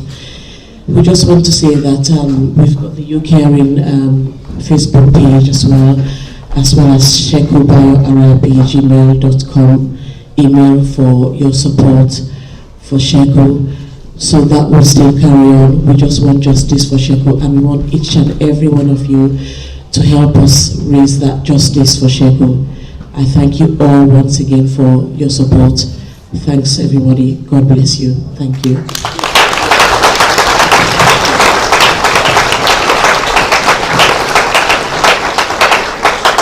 Thank you, Rozanne. Just to say in terms of what Rozanne says, I hope that every single one of you signed up to the Facebook page There are going to be motions that will be going out to every political party in this country, trade union motions, motions for your places of work, to get behind it, to get your local community to back it, your organisation, your churches, your mosques, your temples, or whoever it is, to basically sign up and to have as much public weight behind the family's demands for the truth. And they need to support. This is a long path ahead. The next person who has been the driving force within this campaign is Adi Johnson, who's the brother-in-law of Sheku Bayoh.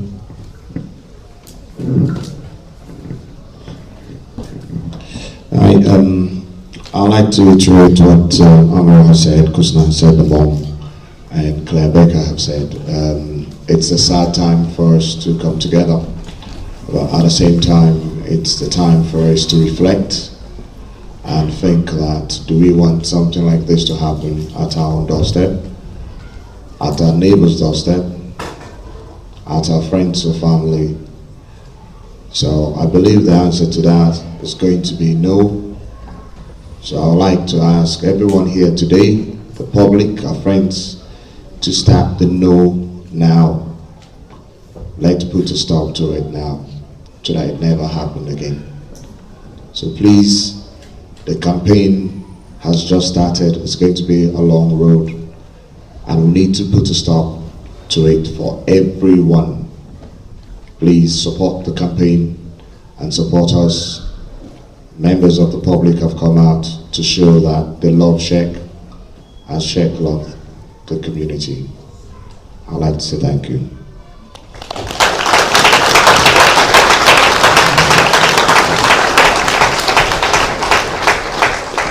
The last speaker is Aamer Anwar, who's Sheku's uncle.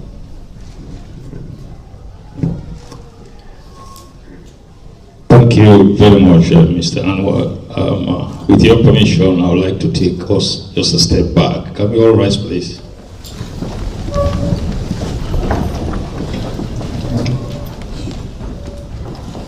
Can we say the Al-Fatiha? Those who cannot say it, just say Amen.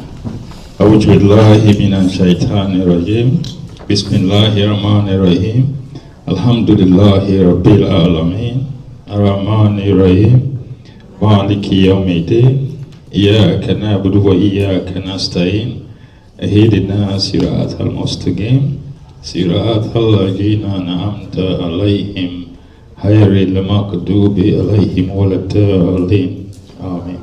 Please be seated.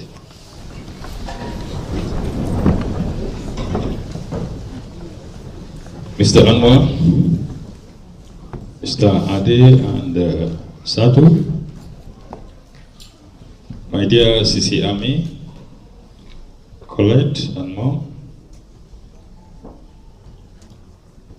Kusna, KK and Adama, brothers and sisters, friends of the late Sheku, well-wishers and relatives. As Mr. Anwar was speaking, there are three things that I picked up on. We may have lost Sheku, but the loss is even greater because of the insult which the police have extended to the family. Secondly, the police have just twisted, quoting the law in media. But what I picked up from that is that they seem to know their obligation. But you ask them what is their responsibility, that is what they lack. Because if they had known their responsibility, the manner of arrest, the spray, the handcuffs, and the way in which he was held were all wrong. Thirdly, Britain claimed to be the mother of democracy, and we're asking nothing more, nothing less, justice for our brother.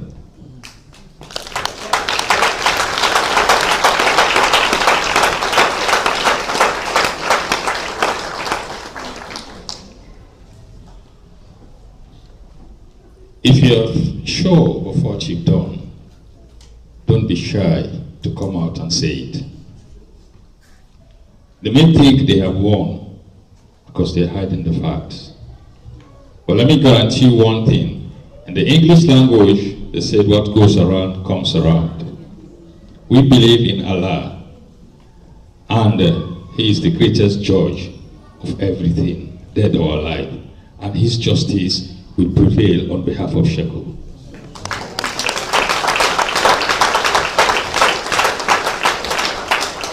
Sincerely, I know it's difficult, but as a Muslim, even at the graveyard today in the mosque, we are reminded Allah gives and takes at will. It's a hard fact, but that is nothing can change. And death is one thing nobody knows when it shall come.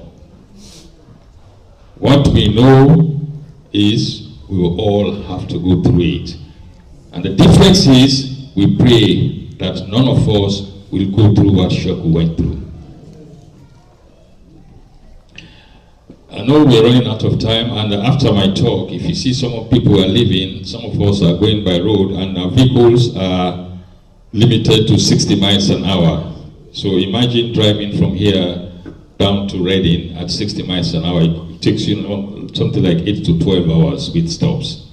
So don't think that we are going home. We have to travel a long distance, and some people have got to go to work tomorrow. And Mr. Anwar, count on the family for support in whatever manner, and I'll be engaging the High Commission in London. Whatever instruments, whatever thing that is within our grips, we'll use it, and like Mr. Adi said, to help put a stop to this kind of injustice. Thank you so much, and those of us who are traveling, may the Lord take us safely. Thank you.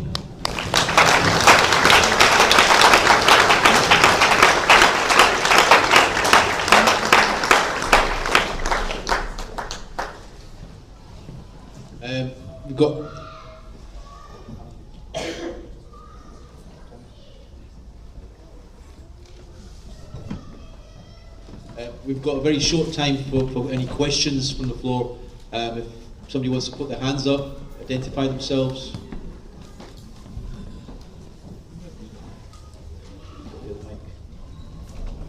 At the back.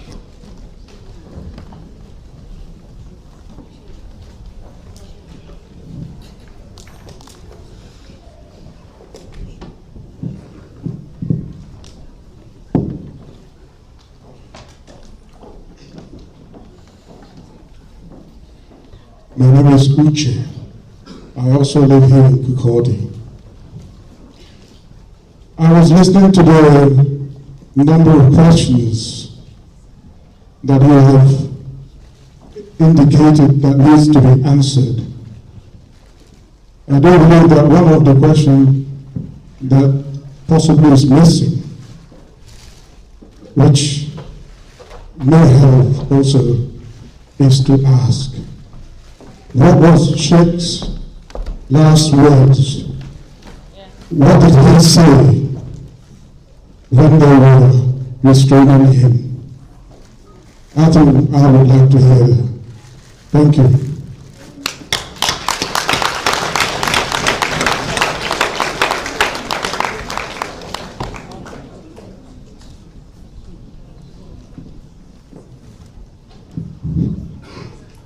My name is Momo Sawi. I'm from London. I'm a brother-in-law of late Mr. Sheku Bayoh. My question here is, I want to know if the IPCC have any authority demand for the immediate suspension of the police officers who were involved in that tragic event. Thank you.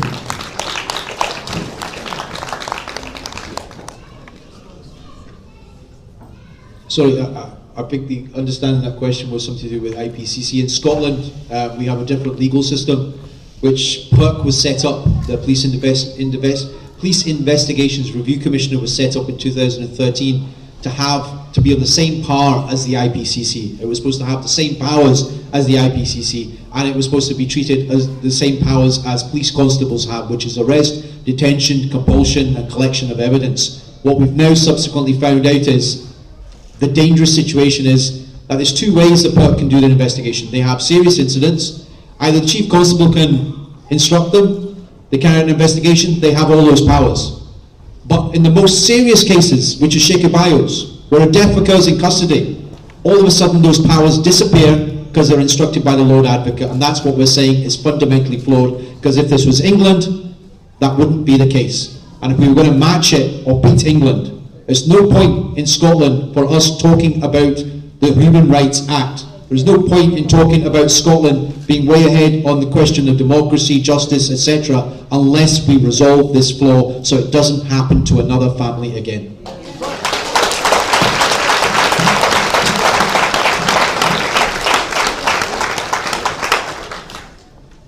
Yes, my question is, if your very vigorous campaign to get this case, carried forward fails, and if the MSP member also is not able to effect a change in the law, what chances do you have of taking out a private prosecution? What I'll say right here and now is that failure is not an option. This matters to the people of Scotland. If the number of people who turned up in a small town like Kirkcaldy today is a reflection of anything, the people on the streets who I saw with tears in their eyes, then I think that mood can be reflected across Scotland. And they should understand this, and this is a warning to them, whoever they may be, those in public authority, that the rage and anger of a family, but their dignity and their quietness should not be mistaken, because they are full of anger and they are full of rage, and they are determined to get justice and to get the truth. This is the first time that PERT has come onto this situation, so they will be held to account, as will the Crown Office, as will Police Scotland, and as will the Scottish Government. And so failure is not an option. Our community, I think, is tired of grieving at gravesides. We want a time when the successes and the lives of our brothers and sisters are celebrated, rather than grieving at gravesides. So, as I said at the end of what I spoke earlier on, that Sheku's family desperately want there to be a legacy out of what happened, and if it means fundamental change in the system, then so be it, so that no other family has to go through this again. But that in order to do that, we need support right across Scotland, from the trade unions, from the communities, from ordinary people. And the family have said it again and again. You know, what happened up to the event when the police engaged with Sheku Bayoh? Whatever it was, we will find out. But what the family want to know is, why did he die? And they want to know the truth. Simple as that. That's right.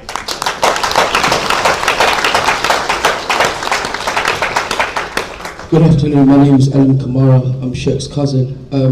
We have a saying, which it takes a village to raise a child. And my question is to the community. Can I ask you lot, please, because we're based down in London, so a lot of times all we can do is phone calls. Shek's children are going to need some brothers and sisters to be looking out for them. Please, can I beg you lot to look out for them? When you see them on the street, just be like, yo, those are Shek's boys, don't mess with them. Please. Thank you.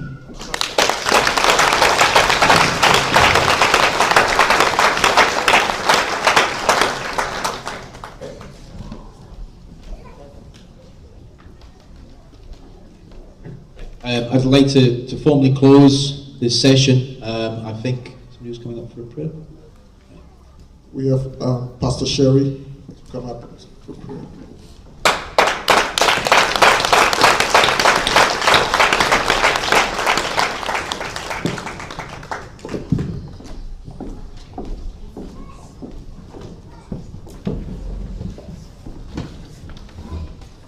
We can just perhaps just take a second just to be a bit quiet now and begin to turn our attention and ask God to help us in ways that we need His help.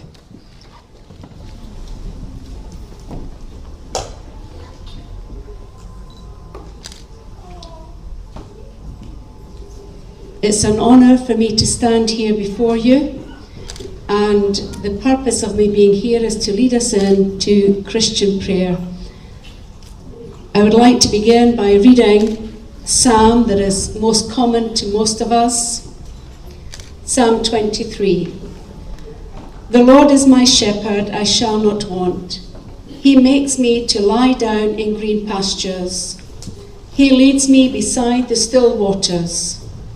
He restores my soul. He leads me in the paths of righteousness for his name's sake. Yea, though I walk through the valley of the shadow of death, I will fear no evil, for you are with me, your rod and your staff, they comfort me. You prepare a table before me in the presence of my enemies. You anoint my head with oil. My cup runs over. Surely goodness and mercy shall follow me all the days of my life, and I will dwell in the house of the Lord forever. Today, Father God, we thank you for Sheku Bayoh's life as we celebrate it in his life that he had with us, though it be very, very short. We thank you, Lord, for Sheku's life with us on this earth, and now his days have drawn to a close. But we are thankful that according to your word, that life does go on after this one for all eternity, as you have taught us in the word. Lord, you said in your word that you are the eternal God and our dwelling place, and underneath are your everlasting arms. How you loved the world that you gave your only begotten Son, so that whoever believes in him would have eternal life. Today we are believing that our precious Sheku Bayoh, being absent from his body now, is very present with you, and he will live forevermore. The very truth of this everlasting life will bring us comfort and is indeed our hope. Our prayers today is for Sheku's dear, dear, dear family and friends. And so we lift up his beloved mother, Aamer Bayoh, his siblings Kosna, Kadi, Adema, and brother-in-law Adi. Very importantly, Sheku's beloved partner Colette and his beloved sons Isaac and Tyler, and of course Tyler's mother. We are also remembering in our prayers as we lift up all the family that will still be remaining in Sierra Leone, and all of his friends who are here today. And today, Lord, we believe that we can sense your presence in our midst. For according to your word in Romans, you have declared that neither death nor life, nor angels nor principalities, nor powers nor things present, nor things to come, nor height nor depth, nor any other created thing shall be able to separate us from the love of God which is in Christ Jesus our Lord. O Lord God, we ask that you will strengthen all family and friends, uphold them in your love, comforting them even into the night when there may be no one else around, that you will help to guard them from that place of feeling that absolute aloneness, when their hearts are breaking and torn in two, that Jesus, you have promised to heal those broken hearts. And that, Father, we thank you that for all those that are mourning and the family and friends, that you have promised to comfort us and to comfort them. It is a hard and difficult time, Heavenly Father, for all those concerned with the tragic ending to young Sheku's life. Those close will no doubt be feeling, Father, the grief and the pressure. And therefore, O Lord God, be their helper in such a time of need. Be the glory and the lifter of their heads today. And Lord God, you alone who knows all hearts, who knows every single detail of the account which brought a sudden end to Sheku's life, We pray, Father, that light will be brought forth and justice totally and absolutely will come, so that all family and friends and all those concerned will then have peace in their hearts. Remembering alone Sheku's lovely personality, which was one of fun, which was one of helpfulness, and which was one of being very light-hearted.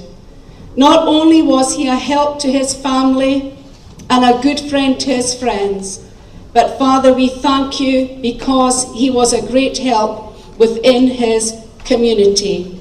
So be our refuge and our strength, O Lord God, and a very present help in this troubled time.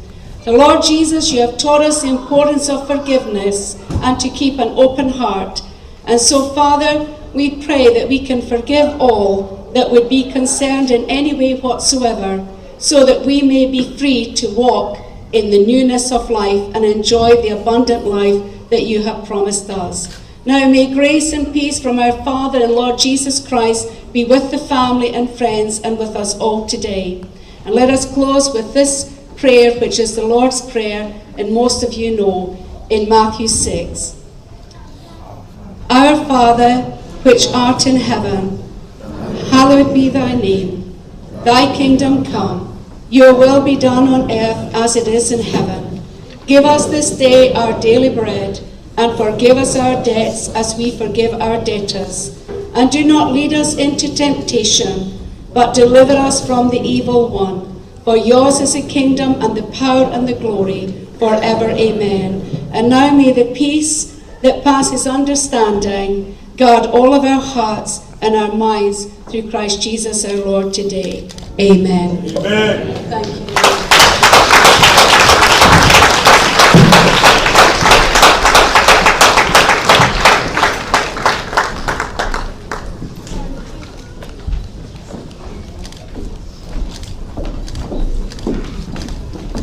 And I thank everybody. This session is now closed. One announcement that we wanted to make was that on Saturday the 13th of June, yes, at 7 p.m, and I believe is it the Blue? Anybody got Glasgow? Right, there are two fundraising events happening. On the 12th, we have another event at Blue Monday, and on the 13th, we have an event in Glasgow.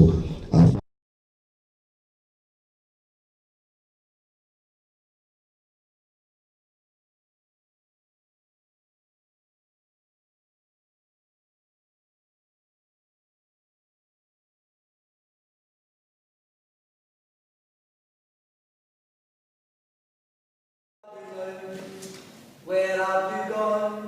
Sheku Bayoh, Sheku Bayoh, Kirkcaldy man from Sierra Leone.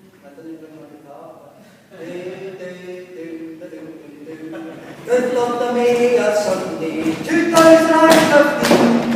I went through the story of the Holyrood. Nine police says come on and come to the gun. But back to staying handcuffs, he won't make us run. Sheku Bayoh, Sheku Bayoh, the family man was all I knew. The police come, try to run. Sheku Bayoh, Sheku Bayoh.